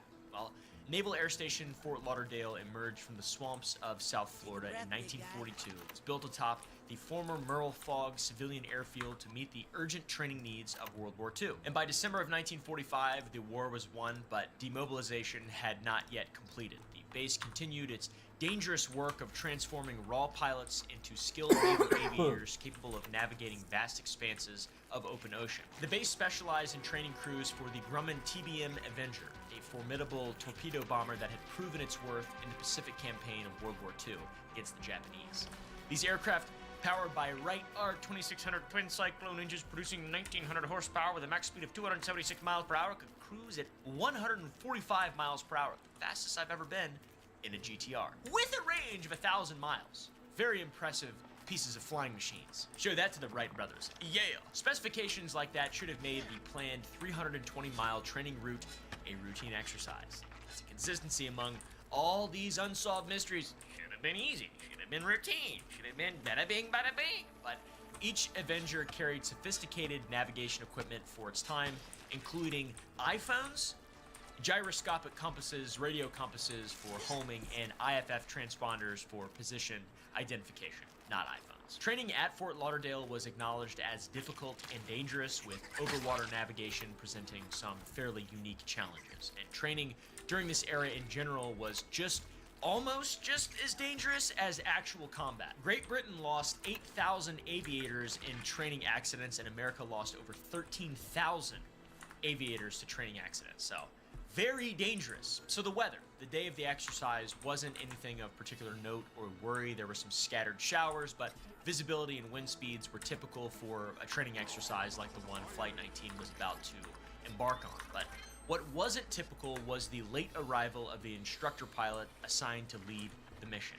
Lieutenant Charles Carroll Taylor, the flight instructor assigned to lead the training mission, arrived only a half hour before the scheduled departure time, despite the student pilots and crew arriving early in the afternoon, which obviously set a bad precedent for the journey ahead. To make matters worse, he even requested to be excused from the training exercise, saying he didn't want to take the flight out because his belly hurt. And for that reason, and the fact that there were no other instructors available, his request was denied. Taylor was a 28-year-old seasoned veteran with over 2,500 flight hours, 600 of which were in the TBM Avenger, and combat experience in the Pacific theater of World War II. This guy was impressive.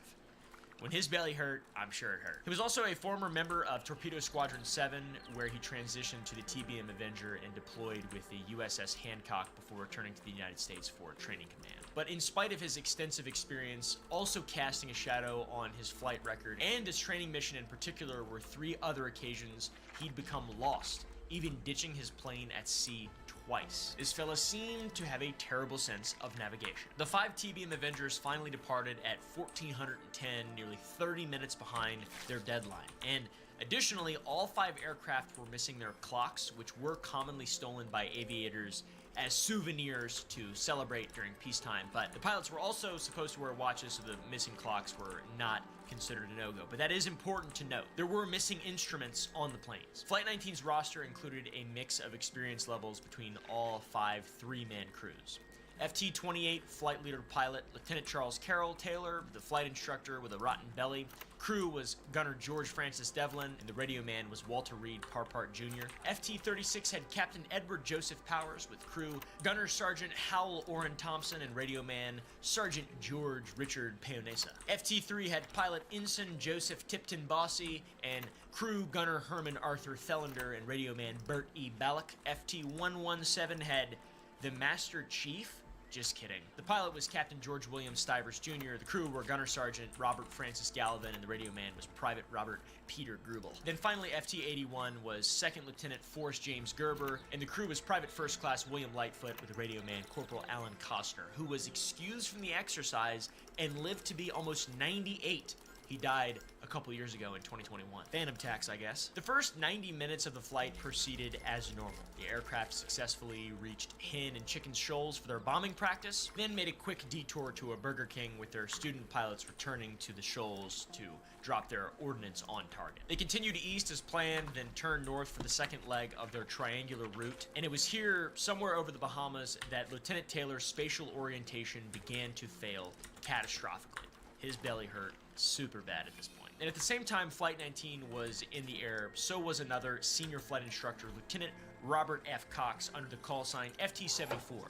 And FT-74 reportedly overheard communications between 2 members of Flight 19 not knowing who it was at the time. One pilot was asking another for a compass reading, and the responding said, "I don't know where we are. We must have gotten lost after that last turn." The pilots in this transmission were Lieutenant Taylor and Captain Powers. FT-74 then relayed to Fort Lauderdale that he'd overheard the crews of planes or boats that were lost. And eventually, FT-74 made contact with Lieutenant Taylor in FT-28 to ask what was wrong, with Taylor responding, "Both my compasses are out and I'm trying to find Fort Lauderdale, Florida. I am over land, but it is broken. I am sure I'm in the Keys, but I don't know how far down and I don't know how to get to Fort Lauderdale." This transmission revealed a fundamental error for Taylor. He believed the aircraft were over the Florida Keys, southwest of their base, when they were actually over the Bahamas to the east. And FT-74 shared how to get back, but the location mix-up was a big problem that wouldn't be discovered until after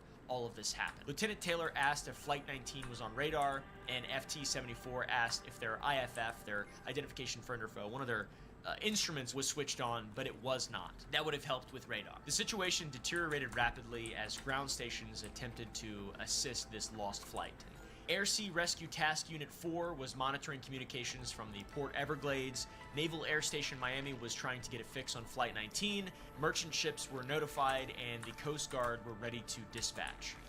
Lieutenant Taylor, completely lost and confused, even speculated they may have been over the Gulf of Mexico and communicated that he would fly 45 minutes, 030 degrees, but changed course only 7 minutes later to 090, which further complicated the situation. FT-74, trying to catch up to Flight 19, following Lieutenant Taylor's communication that they were over the Keys, headed towards that reported location where the signal only got weaker, which confirmed that they were over the Bahamas. As you can see from the map, those are two different places. Students could even be overheard in transmissions trying to talk sense to Lieutenant Taylor's. "Damn it, if we could just fly west, we could get home. Head west, damn it," they were reported as saying. Although, if both of Taylor's compasses were out, maybe theirs were too, and maybe they were simply communicating that they were in fact east of where they needed to go, and they just needed to go west. They weren't sure how to get west. Doesn't the sun set in the west? I don't know how that works in an airplane. I'm not sure if you can see that. Maybe the Earth's flat. I don't know, dude. Antarctica, Epstein's List, all this stuff. What in the fuck? The students could have had working compasses and were maybe attempting to communicate the direction to Taylor, but when a rescue unit, ASRTU-4, suggested that a plane with a working compass take the lead, no other plane did take the lead, and they still were lost forever. Ground controllers at Fort Lauderdale made repeated attempts to establish Flight 19's position. All of them unfortunately failed. They instructed Taylor to switch to the search and rescue frequency and activate his YG homing transmitter, which would allow them to triangulate his location, but Taylor had declined, fearing that by switching, he may lose contact with the rest of Flight 19. Light and fuel were burning as the day progressed, and it was only a matter of time before one or the other ran out. And sunset that day was reportedly around 5:30 p.m. since it was the beginning of December, and days are obviously shorter in December. Plus the ocean below them, the waters were only getting rougher as the day progressed, with whitecaps reported being visible from the air. By 6:20 p.m., Flight 19 was still in the air, but only barely. The last transmission from Lieutenant Taylor of FT-28 was captured. "All planes close up tight. We'll have to ditch unless landfall. When the first plane drops below 10 gallons, we all go down together." That is unbelievable. It's an order that all 5 aircraft would ditch simultaneously when the first ran out of fuel, which is haunting.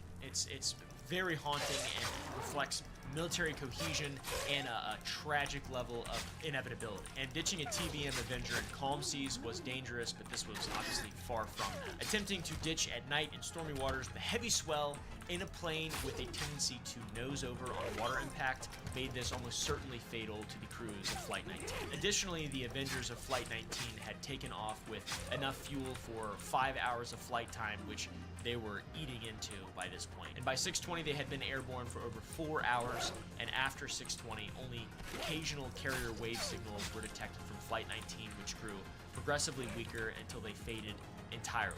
The sudden silence marked the presumed moment when 5 aircraft carrying 14 men slipped beneath the waves and crashed. The disappearance of Flight 19 triggered one of the largest peacetime search and rescue operations in American history. Within hours, aircraft from multiple bases were airborne, including 2 PBM Mariner flying boats diverted from training flights. The training Mariner, designated Training 49, departed NAS Banana River at 1927 with a crew of 13 and was tasked with searching the area where Flight 19 was believed to have gone down. Just 3 minutes after takeoff, Training 49 transmitted a routine position report, and it would be their last communication as well. At 2115 or 9:15 p.m., the tanker SS Gaines Mills reported observing a burst of flames, apparently an explosion, leaping flames 100 feet high and burning for 10 minutes at this position. No survivors were ever found. So the loss of Flight 19, with the loss of the PBM Mariner with all hands, transformed an already tragic incident into a literal catastrophe.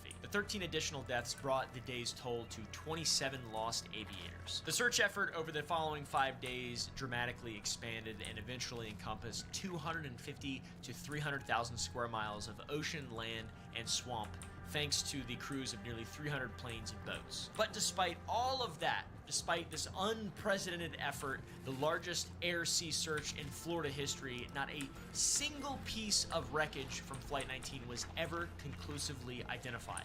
Search planes flew grid patterns over the Atlantic, the Gulf of Mexico, and Florida mainland. They investigated every reported oil slick and debris field, and ground parties combed the Everglades and coastal areas and found absolutely nothing. It was a tragic mystery of epic proportion, and the mythology from this added to the mythology and legend of the Bermuda Triangle, obviously, given its location. But the mythology of Flight 19 reached its definitive form in February of 1964 when Vincent Gaddis published The Deadly Bermuda Triangle in Argosy magazine. This article is what legitimately sparked the Bermuda Triangle phenomenon. This coined a term that would become synonymous with maritime mystery and become the de facto explanation for any disappearance in the region. Normal, acceptable, or anomalous. But it's very important to acknowledge that the Bermuda Triangle is not the only area where planes or boats go missing. It's just a normal thing, okay? It's just a thing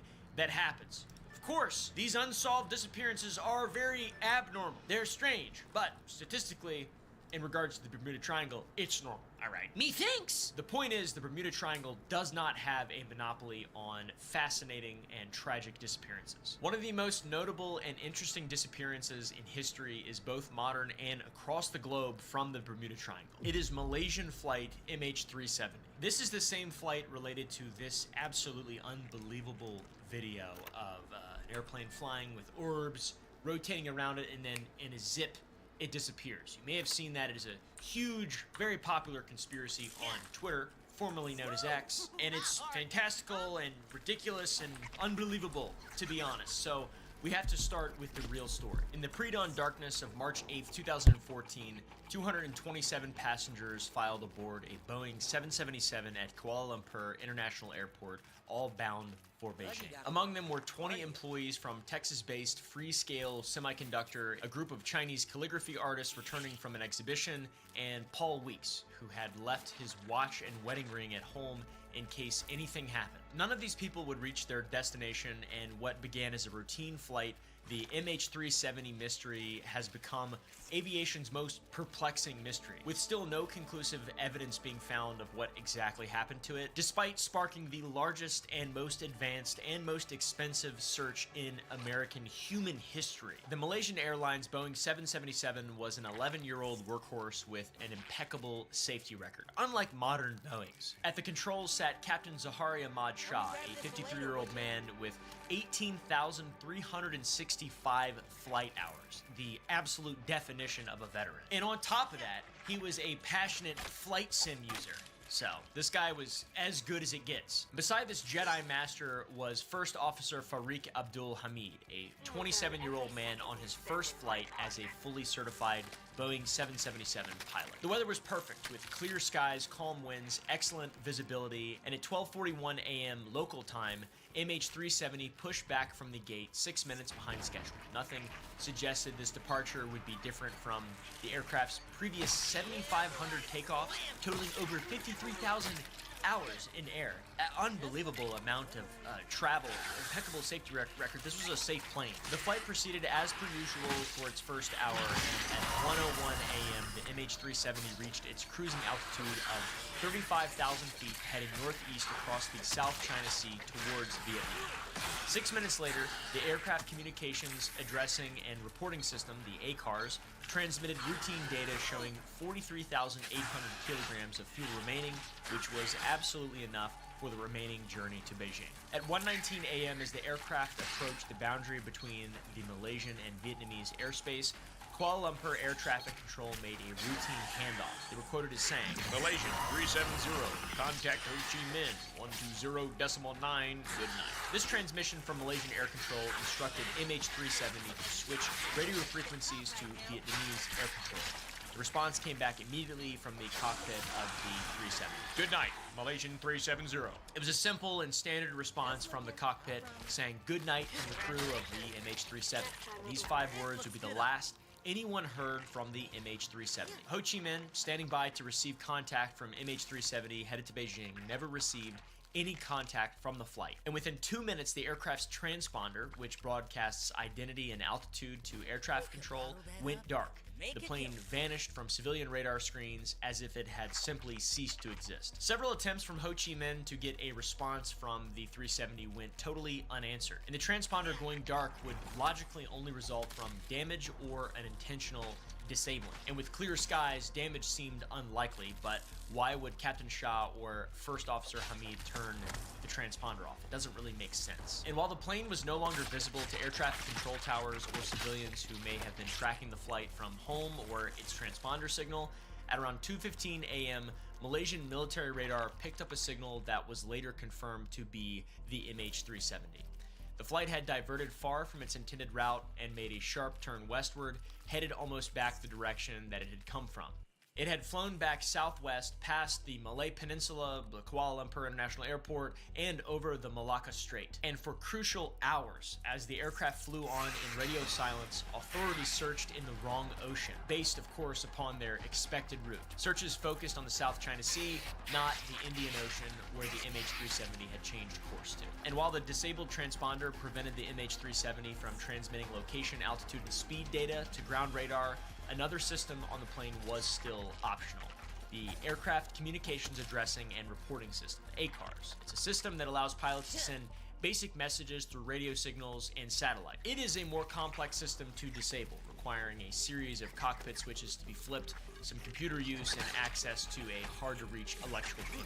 The ACARS for the MH370 was not shut off and continued to receive and send signals for 6 hours after communications ceased between the cockpit and air traffic control towers. Inmarsat, a British satellite telecommunications company, was able to capitalize on the ACARS system to receive hourly pings from the MH370 through log-on requests, also known as Inmarsat handshakes. Aircraft will automatically respond to these handshakes to indicate the system is still active, thus completing the handshake. An Inmarsat station located in Perth, Australia, performed 6 complete handshakes with the MH370, with the last one being recorded at around 8:15 a.m., almost 7 hours after the transponder was shut off. While these handshakes contained no location data, Inmarsat tracked the change in the signal frequency relative to their satellite, which is the same way that the Doppler effect works for radar. They use this to determine the potential paths it could have taken, with one over mainland Asia and one continuing southwest past Australia. At the time of the incomplete 7th attempted handshake, that was the same time when the plane's fuel would have been completely expended. So the plane was down,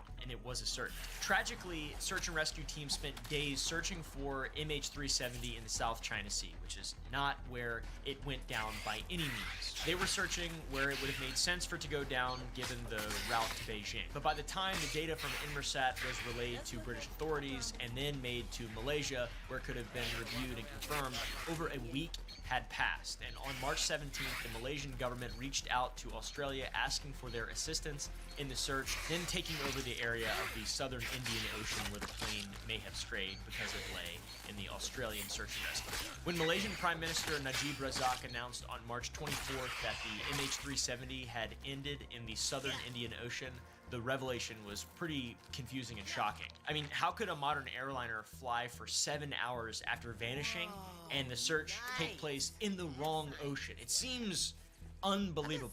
The search pivoted dramatically, obviously, when this information first came out, from the South China Sea to the sea waters southwest of Australia, with Australia then fully in the lead. It's completely the opposite of how it started. The initial Australian-led underwater search covered more than 120,000 square kilometers of seafloor, with the total area searched being well over 200,000 square kilometers and costing the Australian government 200 million Australian dollars. The search never turned up anything. No wreckage, no debris, no bodies. They managed to find previously unknown shipwrecks, but nothing indicating the location of MH370. Then we fast forward a year. On July 29, 2015, beach cleaner Johnny Begu was collecting garbage along Reunion Island shore when he spotted something unusual. A barnacle-encrusted wing part nearly 2 meters long. He called law enforcement immediately, and it was recovered for inspection and eventually determined to be a piece of MH370. Pictures of the wing circulated, and Boeing workers believed it to belong to a 777 based upon a part number visible in pictures. The only missing 777 at that time was MH370, according to a U.S. So after over 500 days, the first physical evidence crawled its way out of the sea. If debris could reach Reunion, here, where else could the ocean have carried it? In February of 2016, Blaine Gibson, an American lawyer turned adventurer who dedicated his life to finding MH370 debris, would discover more than 20 pieces, becoming a one-man search operation himself.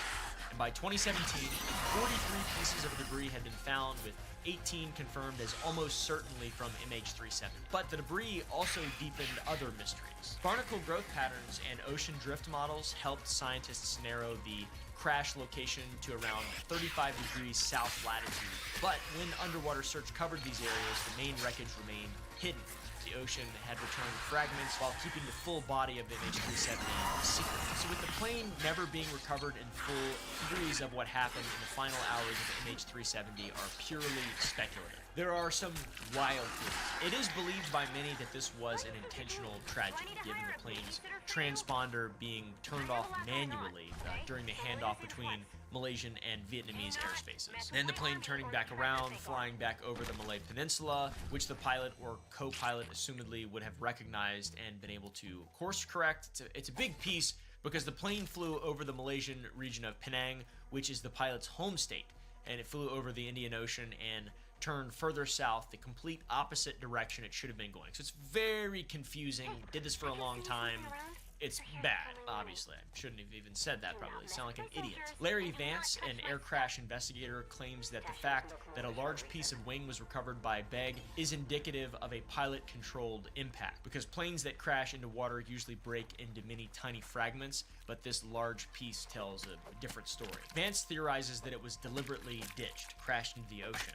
Whether it was deliberately crashed, though, or a deliberate attempt to save those aboard, that's all debatable. But with Danica Weeks, the wife of Paul Weeks, who was on board the MH370, believing it to be murder. Horrifying, scary, and speculative. We will never know what exactly happened. Well, hopefully we will know with MH370 at some point, but so far, there is video of orbs flying around it, and that's just for a totally other video to investigate that. It's not just mechanical failure, it's not just human error, it is a grandiose reminder that it is possible to just disappear from existence, and people never figure out why. That was this video, that's what this video was about. It's humbling, I guess, sad, tragic, whatever you want to call it. Anyways, thank you guys for watching. If you enjoyed, press the like button, and I'll see you in the next one.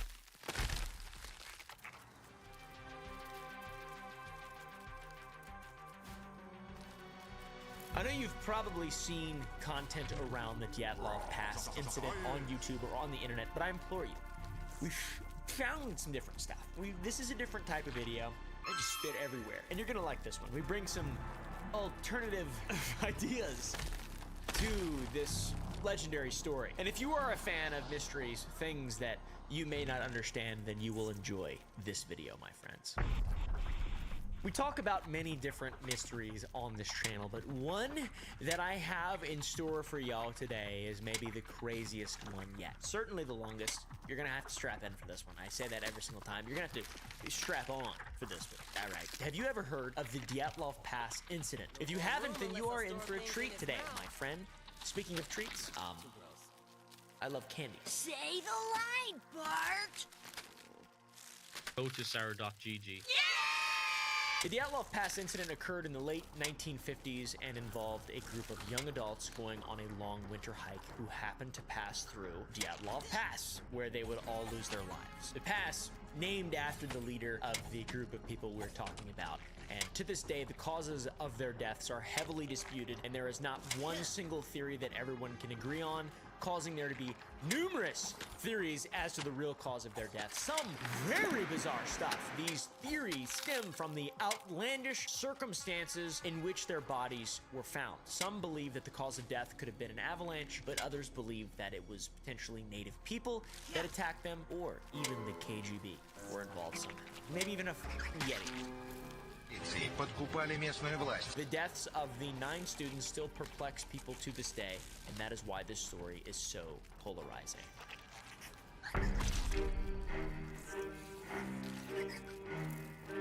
Our story begins in January of 1959 in the Sverdlovsk Oblast region in the Soviet Union. A 23-year-old radio engineering student from the Ural Polytechnical Institute named Igor Dyatlov had been dispatched by the local all-union Leninist Young Communist League to go on an expedition through the northern Ural Mountains. Igor decided to bring 9 other students from the college to go with him on the Cat 3 hike. Category 3 meaning it was probably difficult and potentially dangerous, like those black hills with skiing. Who does ever ski?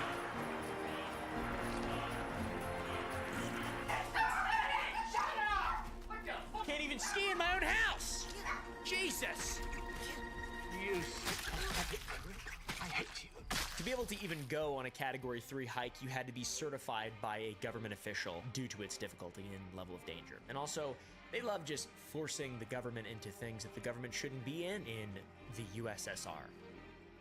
And here as well. Eventually, all the students would be approved for the trek, and on January 23rd, 1959, the group would be given their route book, and 2 days later, they would set off from the city of Sverdlovsk and end at Mount Otorten, which I'm definitely saying wrong, and I will continuously say things wrong in this video, and I apologize in advance to all of my Russian friends. The group consisted of 8 men and 2 women, and their names were Igor Dyatlov, Yuri Doroshenko, Georgy Krevedonishenko, Alexander Kolovatov, Rustem Slobodin, Nikolai Fibo Brignoles, Semyon Zolotoryov, Yuri Yudin, Lyudmila Dubinina, Zinaida Kolomogorova, and this, my friends, is the Dyatlov Pass incident. And from the little bit we've already talked about in regard to this being a giant mystery, I've showed you guys how difficult it can be separating fact from fiction, especially when dealing with mysterious events in today's media's landscapes. The problem has been more relevant than ever, and today we're sponsored by Ground News. News outlets often use sensationalist headlines that distort the truth. Misinformation spreads rapidly on social media, and political biases can skew reporting. How can we navigate this complex informational environment? Well, Ground News! That's where Ground News comes in. Yeah! It is a very powerful tool that I've used every single day for the last year or so. I have the app installed on my iPad, my phone. I have it on my bookmarked on my computer. Whenever I find an article, especially when we're going to cover on a video or something like that, we use Ground News to find all the different sources. It was created by a former NASA engineer, and it helps you cut through the media noise and get to the real story. Once again, I personally use Ground News every single day, and with that, I trust it, and I am genuinely excited to share it with you guys. This is a cool ad. I hope to be able to do more with them in the future, because this is like valuable, genuinely a valuable thing that you guys can use. But why would you download it other than just me using it? Ground News gathers related articles from more than 50,000 sources worldwide, which allows you to compare the different outlets that cover the same story. And there's plenty of examples of this. Let's take a look at a recent example. The U.S. government's statement about UFO sightings. U.S. says UFO sightings likely secret military tests. There's 171 articles, 30 from left-leaning publications, 48 from center-leaning publications, and 30 from right-leaning publications. Obviously, this isn't a very political thing, but it definitely helps you get to the bottom of who exactly is giving you the news that you're turning into things you say on Facebook and stuff. This source, highly factual. In this one, Pentagon releases bombshell report on alien findings, leaving UFO buffs reeling. From the Daily Express, low factualities. You can kind of see you know, you can get a better idea of what the fuck's going on out there. Ground News doesn't just show you the articles, it provides context about each source, their political bias, reliability, and ownership, who actually owns the publications, which is incredibly important. And it's all backed by ratings from 3 independent news monitoring organizations, which is fucking awesome. This transparency helps you think critically about the information that you're consuming, and one of my favorite features is the blind spot feed. This shows you stories that are underreported by either side of the political spectrum. For example, here's a story that is getting significant coverage from left-leaning sources but minimal attention from the right. And here is another that is the opposite. Helps you break free of potential echo chambers and allows you to become an enlightened centrist like myself. I use Ground News every single day because it helps me cut through nonsense and actually try to learn things in an effective, still fun, but effective way. If you want to give Ground News a try, go to ground.news/Oompaville to sign up. And if you use my link, you'll get 40% off the Vantage plan, which is what I use to get unlimited access to all of their features. And I think Ground News is doing very important work, and I hope to work with them again in the future, and I hope you guys support this wonderful sponsor of the channel. Click the link down below, QR code, whatever the hell you need to do, you're gonna do it. I love it, I appreciate it. And there we go. Thank you to Ground News for sponsoring this video.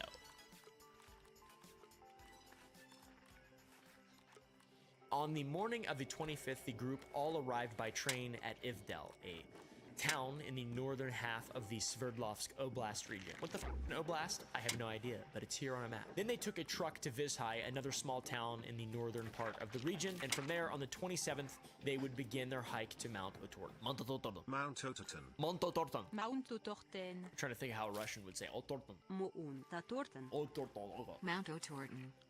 As a precaution before the group left, Igor Dyatlov, whom the entire incident and subsequent past is named after, told the Institute members that he would send a telegram to them on February 12th stating that they had safely made it back to Vizhai, because that is the estimated amount of time that it would take to do that. However, on the 28th of January, shortly after they began their expedition, Yuri Yudin had to drop out due to rheumatism and joint pain, also a congenital heart defect. Poor guy. Before Yuri turned around to trek back to Vizhai, Igor Dyatlov told him that he actually expected to be out a little bit longer than the 12th, and that Yuri needed to tell the Institute members when he got back to Vizhai. Let them know. This will be incredibly important later.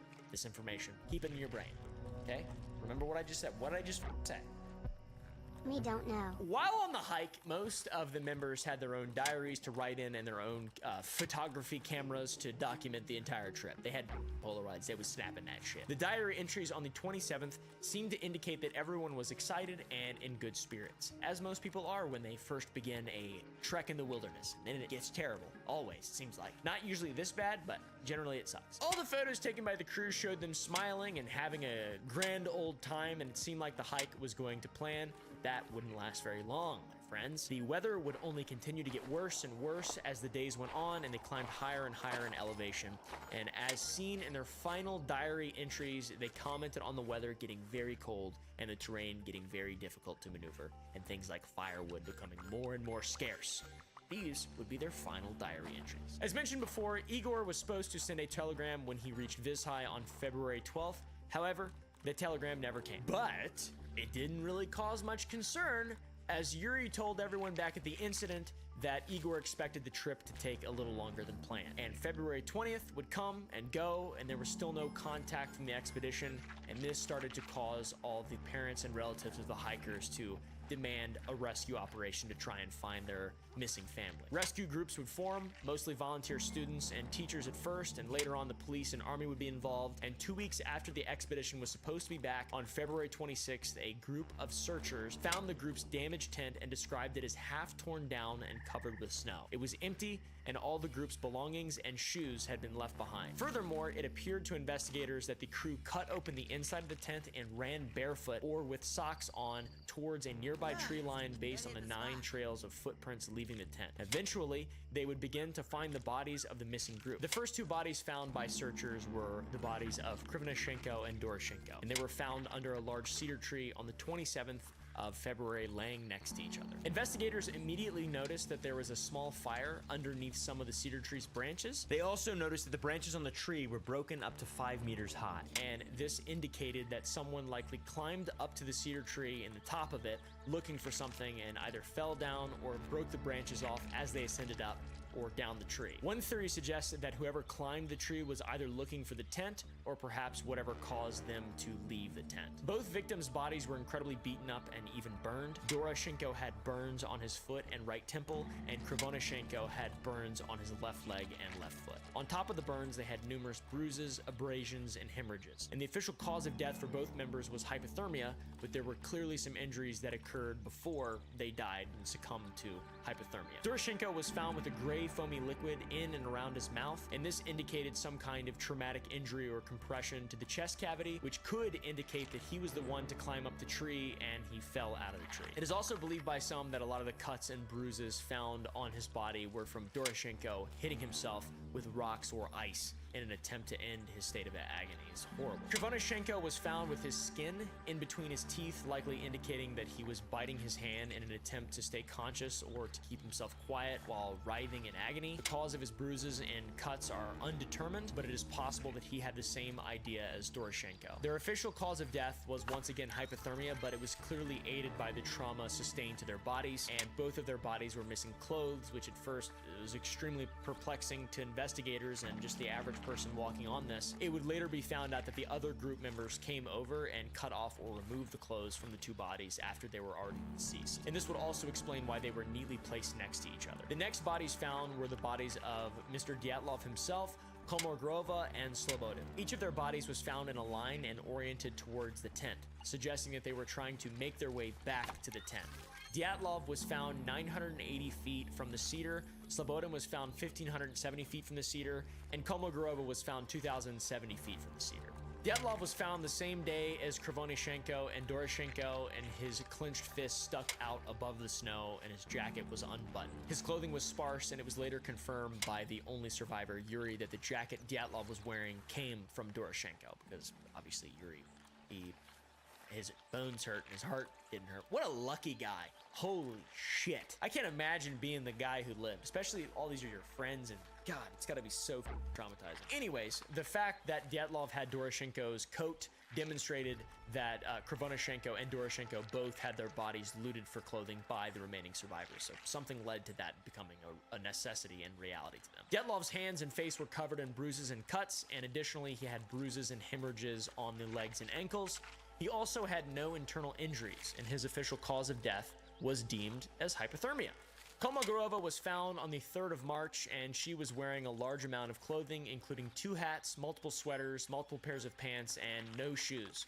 It was clear that she removed some of the clothes from someone else, potentially Krivonashenko and Doroshenko, as she fled back to the tent. She was not burned, but had numerous bruises and cuts on her hands and head, and one odd thing found on her body was a baton-shaped bruise above her hip, leading some to believe that she or the group was attacked by somebody. Once again, her official cause of death was deemed as hypothermia. Slobodin was found on March 5th, wearing 4 pairs of socks, 2 pairs of pants, multiple long-sleeve shirts and jackets, and had 1 boot on his right foot. His pockets were also filled with miscellaneous items like a comb, matches, and a pocket knife. And just like Dyatlov and Komogorova, he had bruises and cuts on his hands, but unlike them, he had major fractures on his frontal bone and hemorrhages in his temporalis muscles. Upon further examination by a professional, a coroner, Slobodin's death became very suspicious. It appeared as though the damage done to his skull could have been done by a blunt force object. Furthermore, it was likely that his head trauma was worsened by him falling to the ground numerous times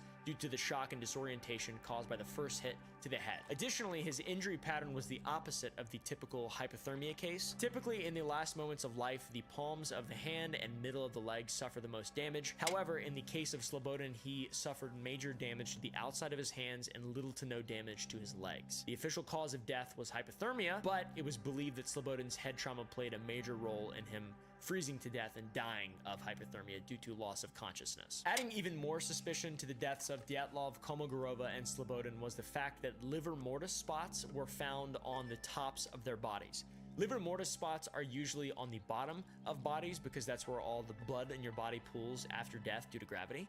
However, with these 3 people, all the liver mortis spots were found in the tops of their corpses, indicating that they were moved sometime after death, after the liver mortis could have formed, which is very odd. Why the f is anybody moving anybody who's dead and you're all like, I don't get it. After the initial bodies were discovered, the search for the remaining 4 hikers continued for 2 months until they were discovered in early May due to the snow beginning to melt. The bodies of Dubinina, Kolevatov, Zolotarov, and Thibaut Brignoles were all found about 50 meters from the original cedar where the first 2 bodies were discovered. So they were closer than all the other bodies that they found, but they couldn't find them because they were buried under the snow. The remaining hikers were discovered because as the snow started to melt, a small trail of cut branches became visible, which led away from the cedar tree. A Mansi native named Kurakov was the first person to discover the trail, and when he followed the trail, it led to an area where there were random pieces of winter clothing spread about. Some of these items of clothing included sweatpants that had one leg cut off,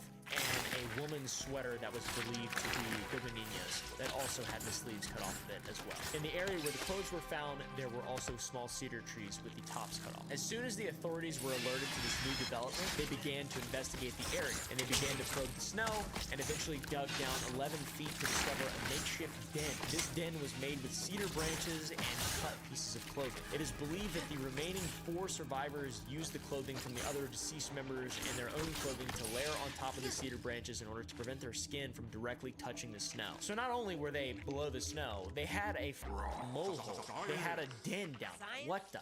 Another discovery was made about 15 meters away from the den. A sheath to a knife and spoon were found. This caused investigators to begin probing the snow, and about 5 meters from where the 2 items were found, they hit flesh. And about 13 feet underneath the snow, they found the body of Dubinina. That was on May 5th.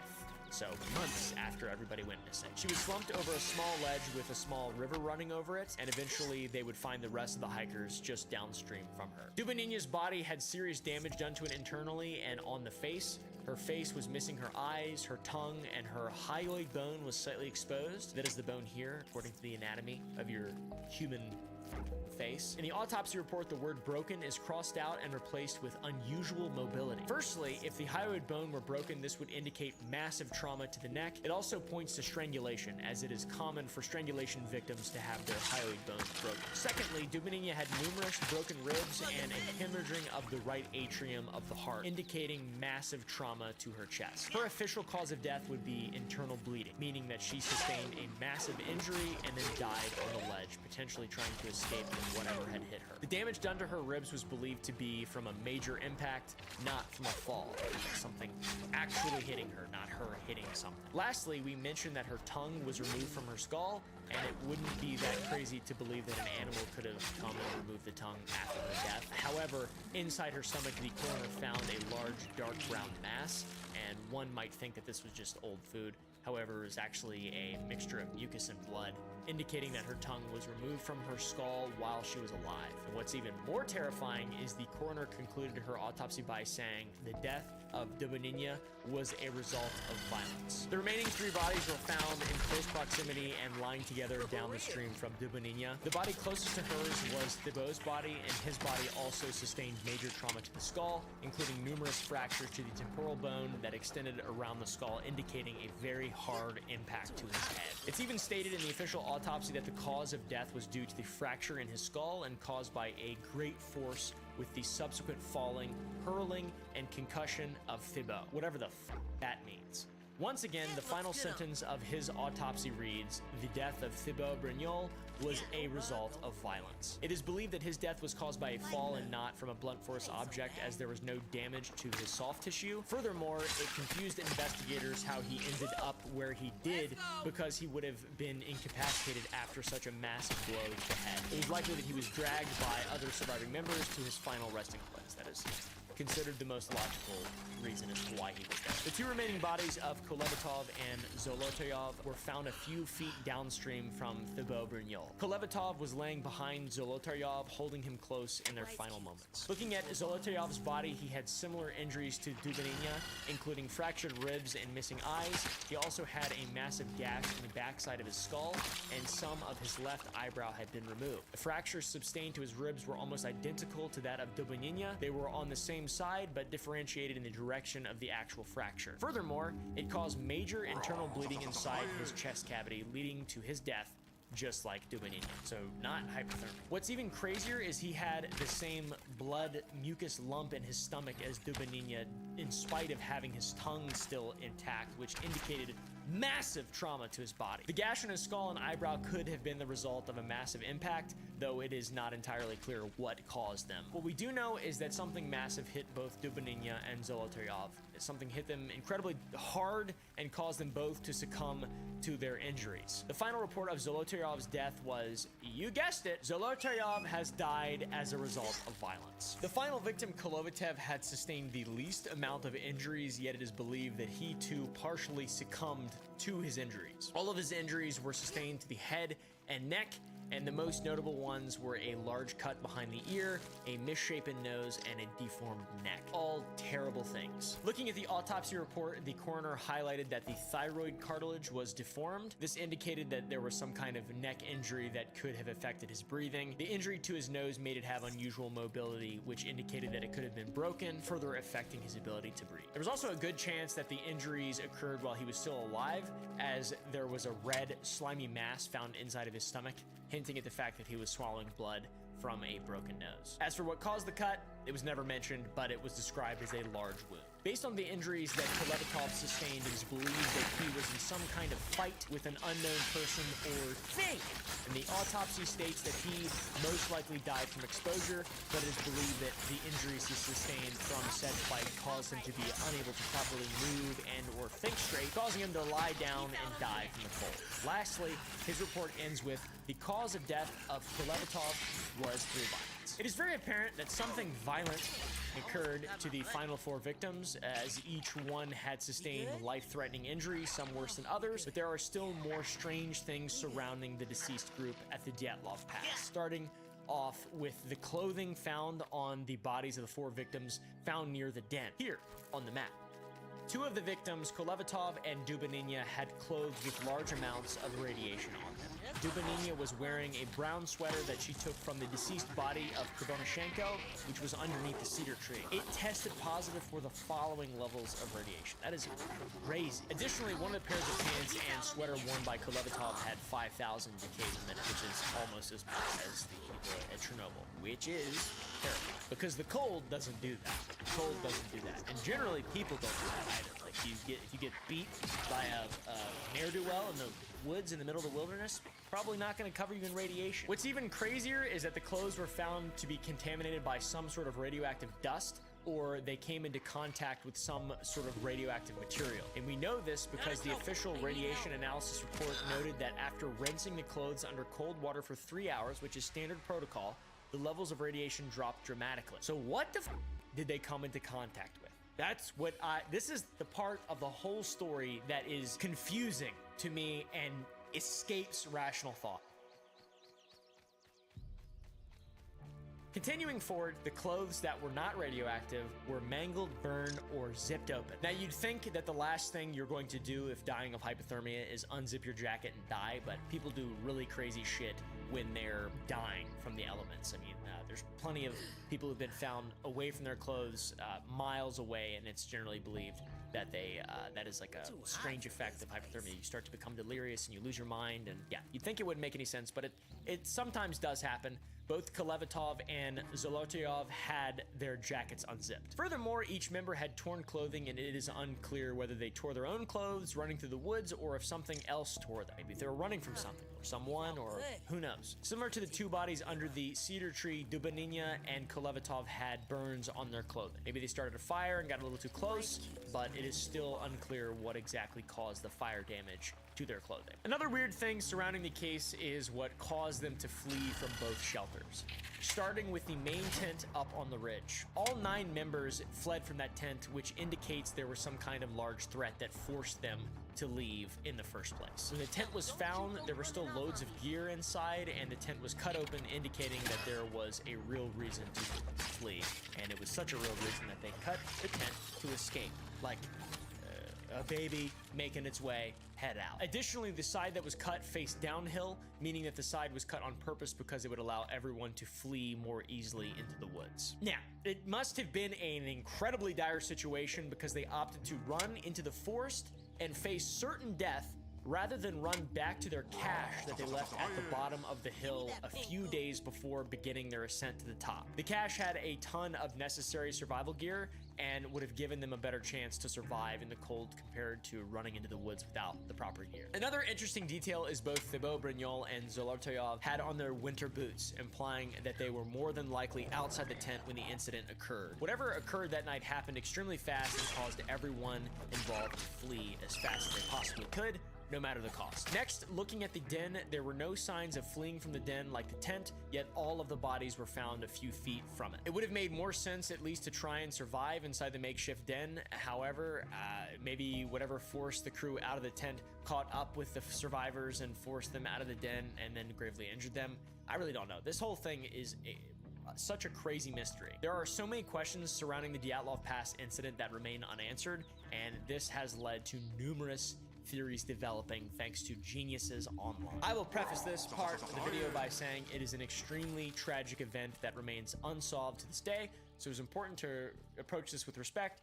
It's been a long time. It's not one of those too soon moments, but like, these are people who died, okay? And it was horrible. It was terrible. And, you know, approaching it with compassion, empathy is one thing as well, but also it's good to figure out what happened and think about it. And it is a ridiculously bizarre situation that deserves to be talked about.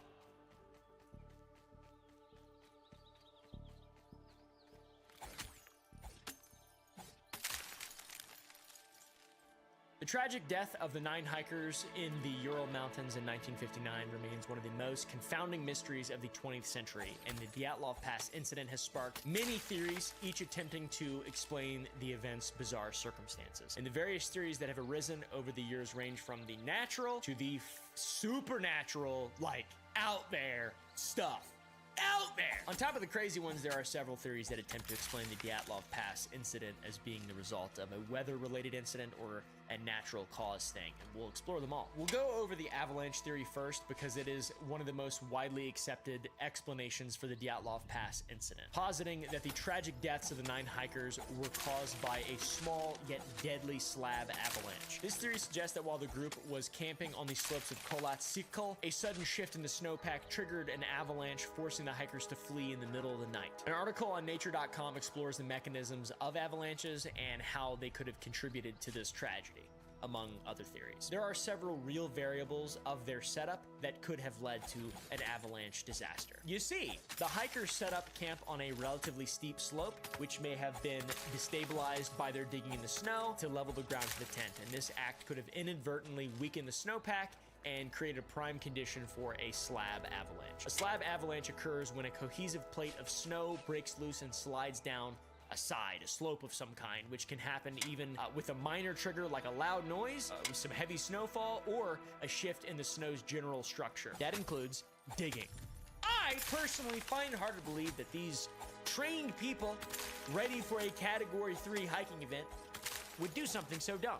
But I don't know. Resulting slab avalanches can be small or large, and they can have devastating results. It is a mechanism of nature. It is terrifying. Diagrams of the hiker's tent location dug into the snow and pictures of the hikers digging a spot for the tent make this a compelling theory for some. Another image showing figures of the area's topography being right below a shoulder and the slope angles common with accidentally caused avalanches also indicates that this incident was within the ranges that have been recorded to occur, though the slope angles in this occurrence were not the most common for the occurrences in general. So it's like, it could be, but also, it's not the most common. One of the most puzzling aspects of the Dyatlov Pass incident is why the hikers, many of whom were experienced and licensed, would leave their tents so abruptly and inadequately dressed. The avalanche theory explains this by suggesting that the group heard or felt the avalanche coming, prompting them to cut their way out of the tent in a desperate bid to escape. And the fear of being buried alive under tons of snow likely drove them to flee into the dark, frigid night with little regard for their own safety or the cold. The injuries sustained by the hikers have been a major point of contention in the avalanche theory, because some of the hikers were found with severe internal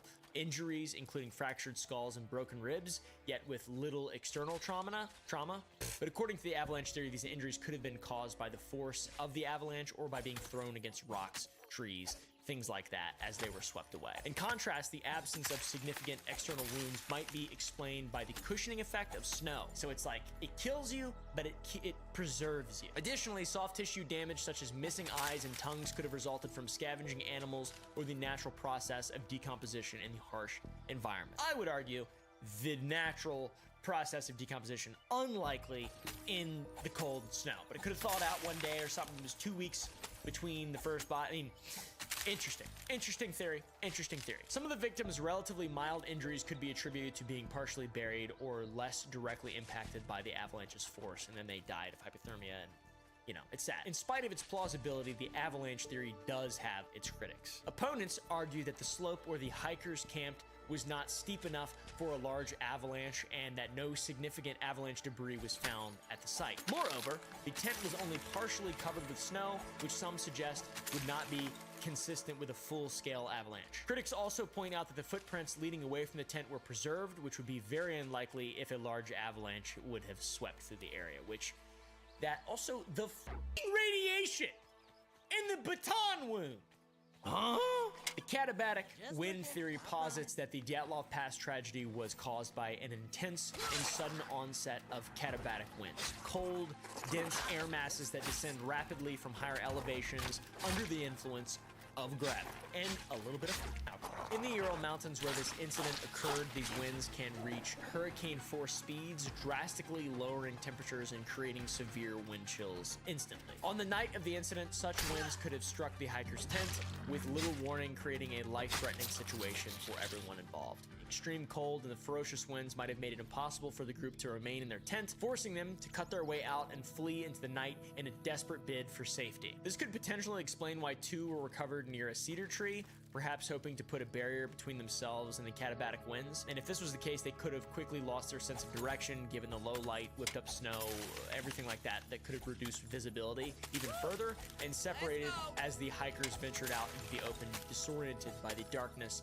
and howling winds. It just makes sense for everyone to kind of spread off, and it's sad, really. This is a terrible, sad theory. Wind. They potentially were killed by wind. Cold, evil wind. The powerful winds may have carried away vital equipment and clothing, exposing them to freezing temperatures, and in the result of this, hypothermia would have set in rapidly under these conditions, impairing their judgment and physical abilities and leading to their tragic demise. It's important to mention, is again, I did mention it once before, but hypothermia makes people do things that are illogical. Like, you're losing your mind, you're dying from the cold. It can cause mass confusion, hysteria in some people, and just bizarre, unpredictable behavior. So it's important to note that the cold makes people do crazy shit. The katabatic winds theory explains several puzzling aspects of the Dyatlov Pass incident, including why the hikers abandoned their shelter in such haste and why their bodies were found in various states of undress and disarray. While this theory doesn't account for all the anomalies, such as the severe internal injuries and the radiation, it provides a plausible natural explanation for the hikers' behavior and the harsh conditions that contributed to their deaths. How about the infrasound theory? Getting a little further out there, but the infrasound theory suggests that the Dyatlov Pass tragedy was caused by a rare natural phenomenon where wind passing over the mountain created a low-frequency sound wave known as infrasound. These sound waves, which are below the range of human hearing, can induce feelings of discomfort, fear, panic, and even physical symptoms like nausea. Human hearing ranges from 20 hertz to 20,000 hertz, and 19 hertz is considered infrasound. You ever done one of those little tests where it's like, how low can you hear? How high can you hear? And it's like, oh, you have 20-year-old ears if you can hear. Yeah, I failed that shit when I was a child, dude. I fucking used to shoot guns with no ear protection. I was a little baby. 19 hertz infrasound. It is called the fear frequency because it can bring upon feelings of, you guessed it, fear and unease and discomfort. You can hear infrasound tones when it's played loud enough, and the peaks of its sound waves enter the audible range. It's a very bizarre thing. Well, here's the secret. You actually can hear them if you turn them up loud enough. Let me explain. So we got our normal sound wave right here, but if we turn it up louder, you see that the waves actually get higher. That's known as volume, or simply loudness. So basically, if we turn up the volume, we can finally hear this mysterious infrasound. I don't know anything about sound or infra waves or shits. I don't know. The hikers may have been subjected to the sound waves in this scenario, triggering intense irrational fear. This could explain why they suddenly cut their way out of the tent and fled into the freezing wilderness without proper clothing or gear, and then died. The disorientation and panic caused by the infrasound might have led them to behave in ways that ultimately led to their own deaths. While the infrasound theory doesn't explain all the injuries the hikers sustained, it does offer a compelling explanation for their seemingly irrational behavior. The theory is also supported by infrasound being a documented phenomenon in similar mountainous regions. In these regions, specific wind conditions can generate these powerful, bizarre sounds. However, due to the rarity and unpredictable nature of infrasound, the theory remains difficult to prove definitively. Also, radiation. Did they just, like, they were transported, there was a military helicopter, did they rub something? It's unlikely. Also, why did they test for radiation after? Anyways, guys, I don't know. 19 hertz might be called the fear frequency by some, even the YouTube channel The Y-Files, one of my favorite YouTube channels that has ever existed of all time. If you couldn't tell, they have a video dedicated to this frequency if you'd like to check it out. Below 19 hertz is a tone called the ghost frequency, where you can supposedly start to see things like ghosts or shadows. 18 hertz is approximately the resonant frequency of the human eye. If this low frequency wave hits the eyeball's resonant frequency, it can cause the eye to vibrate, creating a smearing of vision. With this in mind, the smearing could easily create things that look like shadowy figures. It reminds me of that red theory, where Vietnam soldiers had red NVDs and they saw demons and they shot at stuff that didn't exist. Crazy. Anyways, I bring up supernatural due to how the following claims will appear. They are outlandish, they are bizarre, and bizarre and outlandish goes hand in hand with the Dyatlov Pass incident, to be honest. There are many theories that what happened to the hikers is truly something strange. Demons, angels, Yeti, military, KGB, it gets wild. And this, of course, would not be an Oompaville Classic video if I didn't talk about theories that are insane, things that involve the government or creatures of the unknown, etc., etc., etc. So, first we must set the scene. You're in a snowy landscape at night, sleeping in your tent, it's pitch black out, and the only noise is the wind and the crunching of the snow. However, as the night continues to go on, you keep seeing these light flashes. Not just like across the sky, but walking past your campsite. Not only are you confused, but you're terrified. This is the theory of manifested objects and psychic photography by the campers. Now, I know that that makes no sense at all, and I won't be able to make it make sense to anyone because I'm terrible at explaining things, but let me explain! Apparently, these orb-like webs and bright luminous objects are fallen angels in orb form, and they're manifesting into our dimension. Apparently, Semyon Zolotoyov, one of the hikers during a blizzard, stepped from his tent out to take a picture of these strange objects, possibly believing they were even UFOs. He described some of the images as woven meshes, resembling almost like a blanket creature that is insanely bright. Conspiracy theorists state that these bright objects he's looking at are typical fallen angel, higher demon things manifesting in orb form. Conspiracy theorists have looked at some of these images and come to the conclusion that they are similar to what NASA had photographed in the 1960s, which they called the Ibani jellyfish UFO. And I'll tell you what, man, this stuff really starts to get real wild. These are photos from the guy who died. Some of the conspiracy theorists believe that it's not a UFO, but some kind of manifestation of a dimensional being, an angel, a demon, an ectoplasmoid, etc., etc. I don't really know, dude. The last of the Zolotaryov film segment ended with this picture, which conspiracy theorists believe was a higher level demon manifesting into the form of a mushroom shape with a creepy face attempting to physically manifest. I have no idea what the on here. Maybe I'm too dumb to understand this shit. The manifesting of demons and angels and stuff. I don't know. They're in the wilderness in Russia. I don't know. Shit, bud. It does seem weird. And also, why would they take these pictures if they didn't see anything? So there must be a point, or maybe insanity slipped in and they were truly losing it. I don't know. These pictures were taken, they're real, and people have really dug deeply into this whole thing. Very deeply. Deep. Ugh. It does get weirder, by the way. There is a bright light included in one photo, possibly showing 3 other members of the party looking up at it as well. It is so insanely bright that it takes up more than half the photo, and what possibly could this mysterious bright light actually be? I have no clue.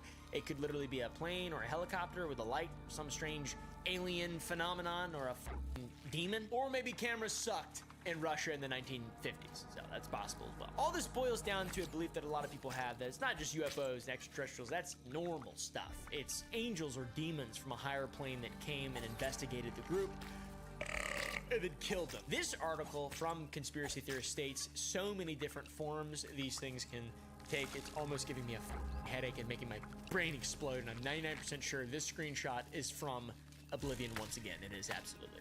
Is definitely, that is from Oblivion. They stole that from Oblivion. There are tons and tons of these weird orbs and meshes in the photographs that were taken by the hikers in the Dyatlov Pass incident, and a lot of them are unexplainable, but there are a few that really truly catch my eye. In one photo, one of these orb creatures seems to manifest itself into something I would be more inclined to believe than an otherworldly blanket, and that is a monster. This looks like an ape thing, a demon, skinwalker, I don't know what the... There's also belief that it was not, in fact, ghosts or spirits that were supernatural that killed these people, but some sort of beast-like creature. The Yeti. Okay, it's the Yeti. The abominable snowman? What is it? Abominable snowman? Yeti? I'm not sure. With the autopsy reports showing that the bodies were crushed to death and the campsite was completely ransacked and torn apart, what type of monster would be strong enough to cause that much damage? A Yeti, obviously. Okay, guys, that's what some people believe is it was a beast out in the woods. Especially this had to be something that could survive the harsh climate. Don't tell me it was a bear, as one unnamed renowned doctor supposedly stated that it was a result of the squeezing of their chests by some big creature. So unless the bear just wanted to squeeze them, it definitely wasn't a bear, or maybe it was, I'm not sure.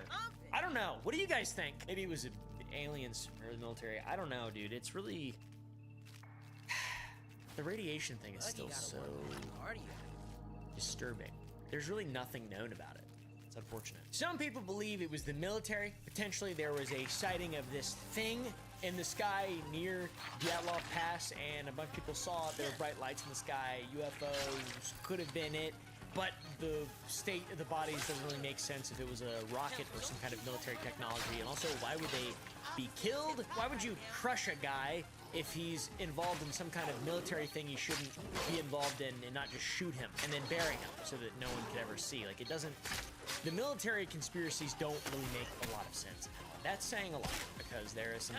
We just talked about angels and demons. They make more sense than this. According to Lev Ivanov, who was in charge of the investigation at the Dyatlov Pass, in a 1990s interview, he made a statement saying that he noticed the tops of the pine trees in the forest were singed or burned at the top.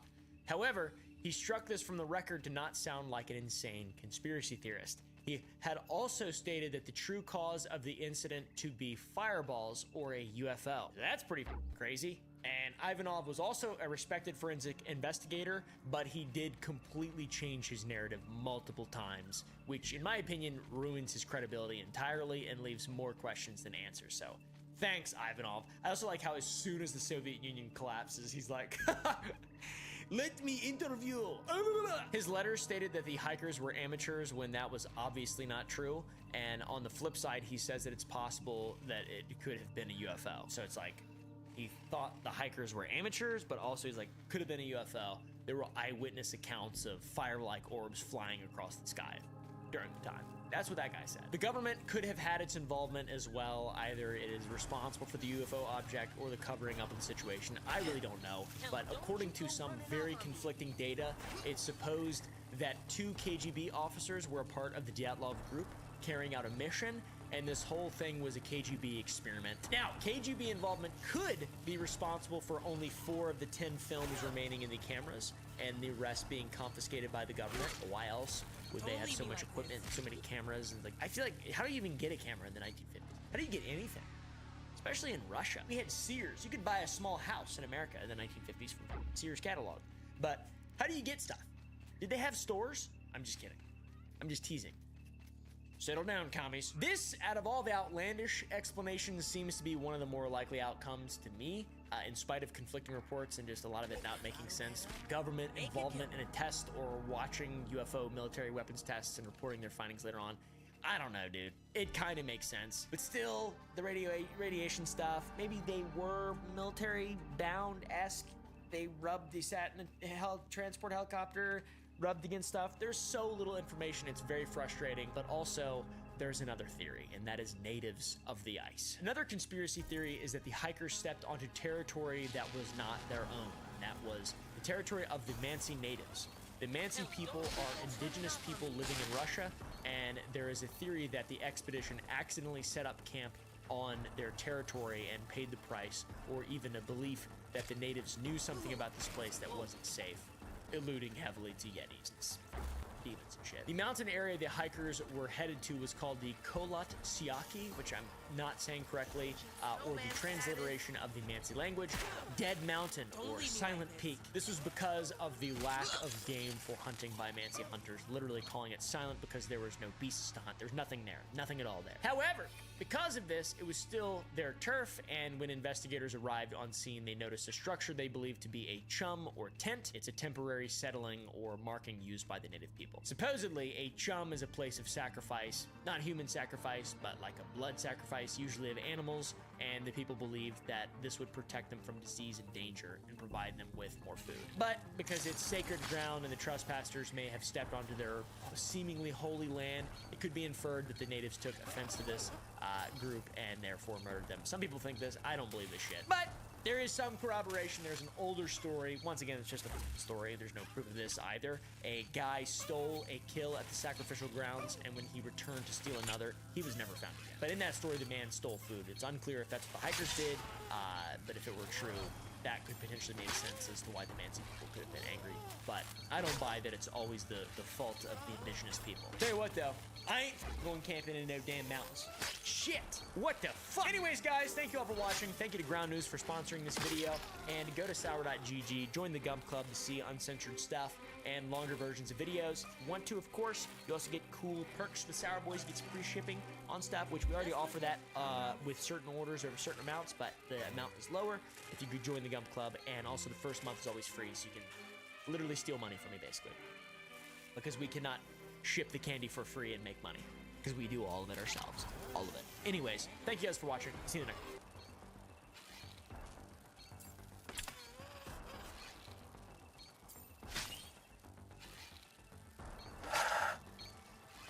I am not suicidal. I am not going to kill myself. Today we're talking about the CIA. In 1951, a French town went mad. More mad than usual. People were screaming in the streets, hallucinating. They had terrifying visions, and some even died as a result of this. Malgré tous les calmants et somnifères que le médecin a pu m'administrer. Alors il est évident, quand on reste 21 nuits sans dormir, l'esprit travaille. Et ma jeune fille avait des crises terribles d'hallucination, se pressant sur son lit. Was this mass hysteria or something far more sinister?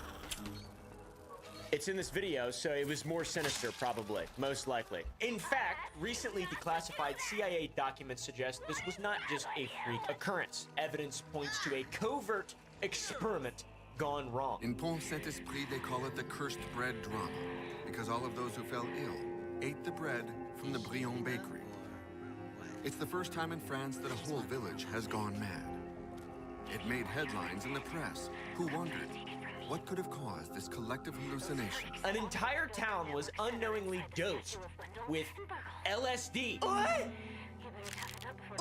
That's what's happening to Kanye right now. Am I right, fellow separate from art from the artist people? I don't like Kanye. I'm just kidding. I like that one song. Oh wait, that's Peril from the Halo 2 OS. Anyway, sorry. So why the f would the CIA target innocent civilians, and how deep does this conspiracy go? Guys, today we're talking about the CIA's most bizarre experiments. There is some crazy shit in here, some shit you've never heard of, I can guarantee you that, and some shit you probably heard of that you haven't heard these things about. In the early 60s, the United States Navy began training a small force of dolphins and other marine mammals. The goal was to protect our shores and ships by hunting for underwater mines, recovering test equipment, and even intercepting unauthorized swimmers. The Pont Saint-Esprit incident of August 16th, 1951 stands as one of the most enigmatic events in post-war France. On the fateful day of August 16th, the tranquil town of Pont Saint-Esprit was thrust into chaos as residents began experiencing severe psychotic symptoms. They were running around acting French. I'm French. I don't know. I'm not, you know, I've got a lot of French DNA inside of me right now. That's why people don't like me. Some people just don't like me, and that's probably why. Over 300 residents from the town of Pont Saint-Esprit began suffering from intense hallucinations, LSD-type shit, violent convulsions, and acute gastrointestinal distress. Imagine being dosed with something like that, a very strong dose of LSD, something that is so strong and so powerful, and you have no idea what the f is going on. Just... I'd have never done LSD. I don't know what it's like. I assume it's like that, though.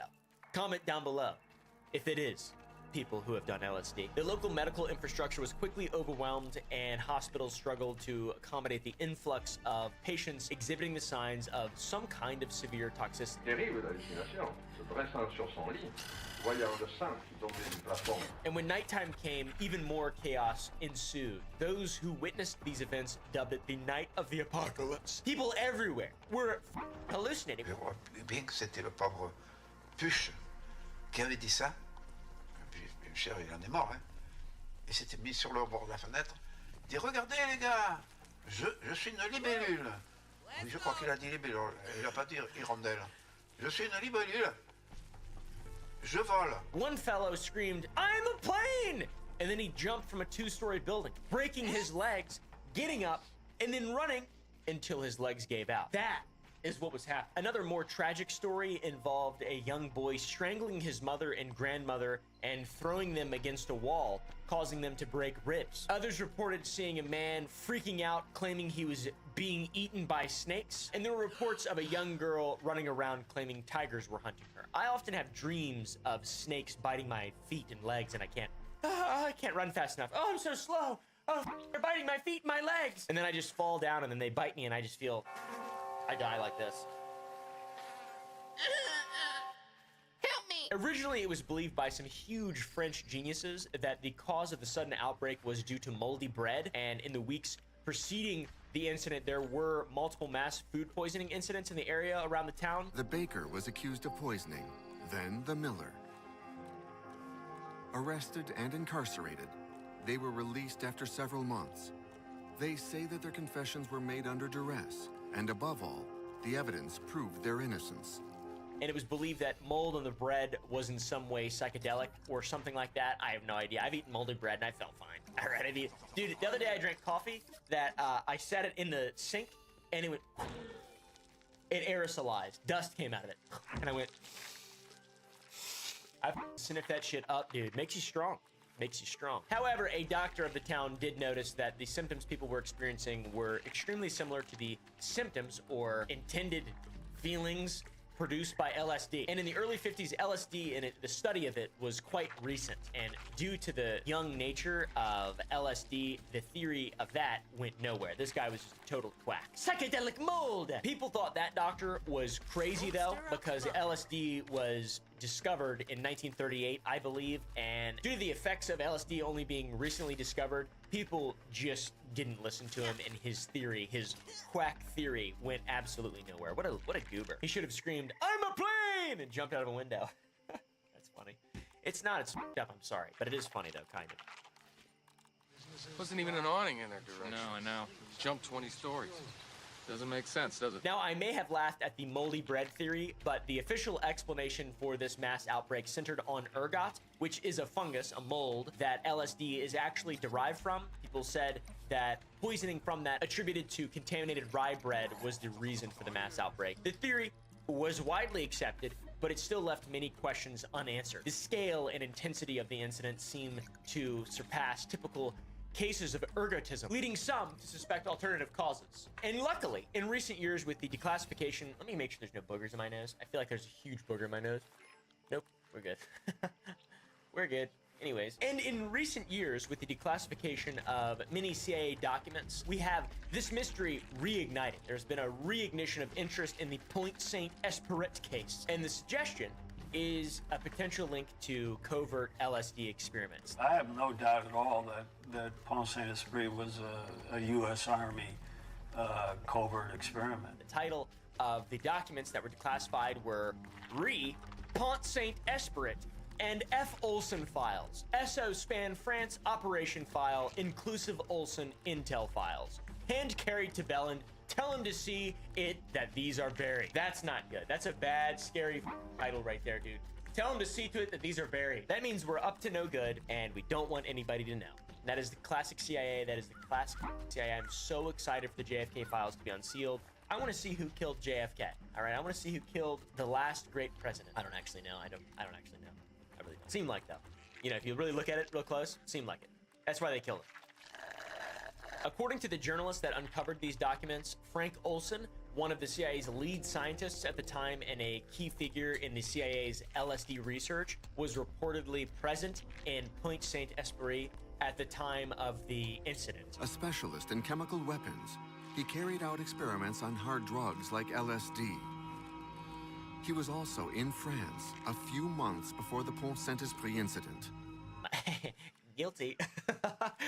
It turns out, guys, that the CIA was actually testing out a biological weapon that could disperse LSD into the air, and they chose Pont Saint-Esprit as their test grounds. Le cum du fromage!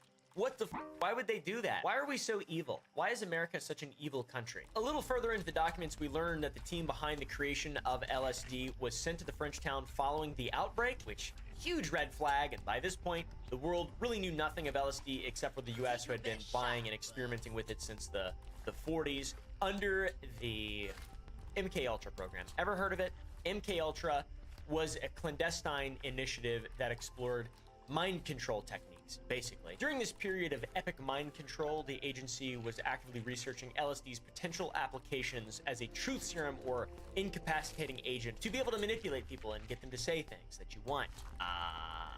And control their minds. Funnily enough, and this is funny, one of the most well-known deaths caused by MK Ultra was that of Frank Olsen, who was secretly dosed with LSD and said, "I'm a plane," and jumped out of a Pennsylvania hotel to his death. I made the plane part up, but he did.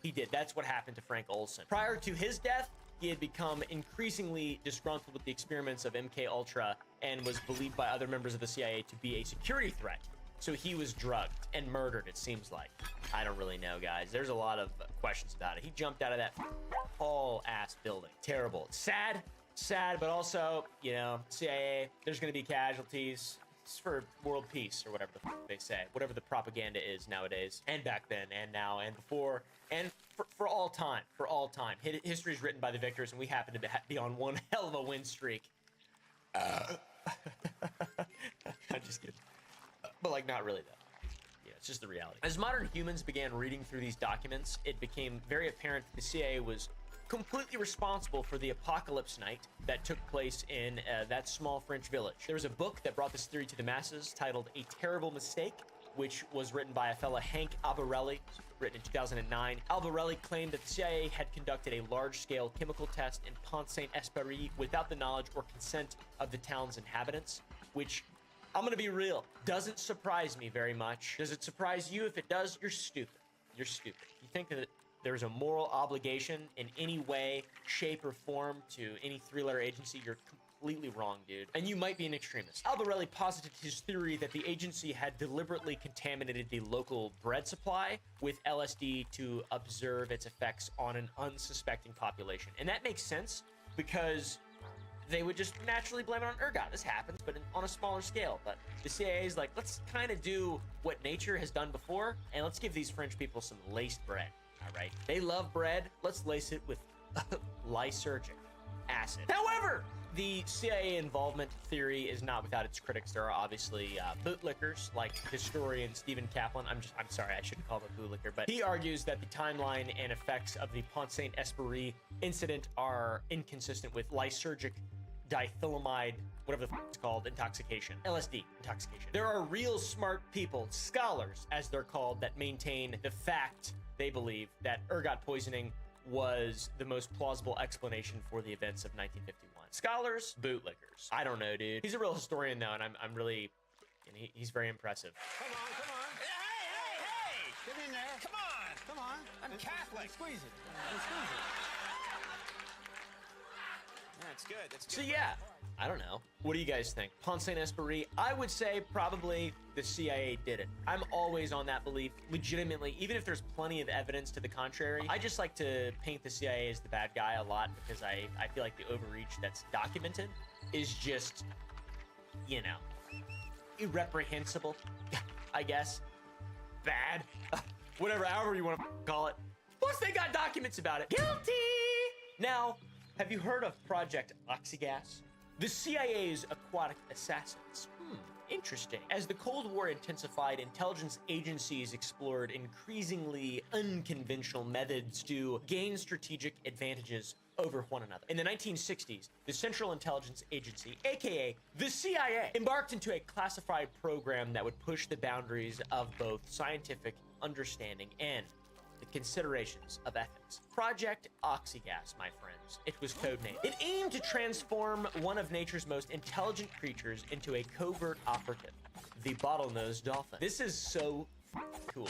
For decades, militaries have trained fleets of dolphins, whales, and sea lions for intricate and sometimes covert operations. Dolphins in particular have become the watchdog for the US Navy over the last few decades, protecting military ships and bases from serious harm. The primary objective of Project Oxygas was to develop a cadre of aquatic assassins, quite literally, capable of attaching explosive devices to enemy ships and conducting underwater reconnaissance missions, legitimately using dolphins to do CIA shit. Documents reveal that at least 2 captured wild bottlenose dolphins were used in the initial stages of the project. These marine mammals were selected due to their advanced cognitive abilities and their complex social behaviors. Plus, they love gold, and you can just give them gold and they'll do anything. I made that up. I don't think that's true. This is in an era, by the way, where the intelligence and complexity of dolphins and a bunch of other different animals, people were just only beginning to understand how deep that rabbit hole went. Like freaking sharks with freaking laser beams attached to their freaking heads. You know, I have one simple request, and that is to have sharks with frickin' laser beams attached to their heads. Imagine if we had a strike force of dolphins. That'd be cool. Operation Dolphin Strike Force. CIA researchers employed conditioning techniques to train dolphins. Classic shit. Rewarding desired behaviors, encouraging repetition of those behaviors, and gradually shaping the dolphin's response to specific commands. Genius stuff. High level stuff. That's how I got my dog Frankie to sit, but just like slightly different, because she still can't attach bombs to enemy vessels. Yet. I can't believe how much money was spent on this, by the way, and how many resources went to getting dolphins to perform complex tasks for human hands. Crazy. What's wild is that in general, the concept of using a dolphin as a delivery system for some kind of weapons package over a large open sea distance was considered feasible by the CIA. All right? That's, I mean, huh? It makes sense, I guess. They're problem-solving creatures, they're very agile, and they're part of nature. So, you know, you got a damn Russian sub, and they see a dolphin swimming up to them, they're like, oh, that's cute. They're looking at the little porthole. I assume there's portholes on submarines. I don't know, though. Probably not. They seem scary and dingy. They look out the porthole, they see a dolphin, he's like... and he's got a bomb. He's got a little bomb, and he just sticks the bomb on the porthole. And then he goes... And that's how the Cold War started. Plus, dolphins can use echolocation, which is really dope, and they could potentially find things like stashed packages on the seafloor. They're amazing, aggravating assets. Dolphins are really good at finding things in shallow water. They own the shallow water environment. But unfortunately, they realized dolphins were too stubborn and they couldn't actually get it working, dude. Look at this illustration, it's so funny. Little dolphin tank, and then a little tiny sub, and then the little dolphin's got a little leash and a bomb, and then the swimmer. During the time this CIA experiment was going on, NASA was also experimenting with dolphins on St. Thomas Island, and the whole goal was to see if dolphins could speak with humans. And of course, NASA used LSD on the dolphins as well. MK Ultra, poor dolphins, I feel bad for them. These two projects no doubt coincided because if it was discovered that dolphins could understand English in ways communicate back with humans, then of course Project Oxygas would be a go. I mean, it would be a huge development. Unfortunately though, the project failed for many reasons. One reason was because the trainer of one of the dolphins, Margaret Lovett, would jerk off the only male dolphin to, quote, cure its sexual urges during training, which is kind of weird. And unfortunately, when the project ended, Peter, the dolphin that she was working with, killed himself due to not having her in his life anymore. So he was in love with her. That's that classic story. He committed suicide. How does a dolphin commit suicide? Well, dolphins breathe voluntarily, and Peter committed suicide by taking a breath and then sinking to the bottom of the ocean and deciding not to go back up for air. That is so sad. Another government casualty. This one from NASA. That was NASA, by the way. That was not Project Oxygas. There was no jacking off of dolphins that we know of. But while all that was going on with NASA, Project Oxygas also struggled. The biggest issue that scientists found was the difficulty of controlling dolphins in open water environments. You know, because they're magical sea creatures that can move in a three-dimensional environment. Most things, you just put walls around them, they can't escape, and you can just control. Dolphins can go up, down, left, right. It's crazy. Have you seen a dolphin? They're not terrestrial. They're extraterrestrial. Plus, they need complex social structures to thrive. And if anybody knows anything about the CIA and the way that they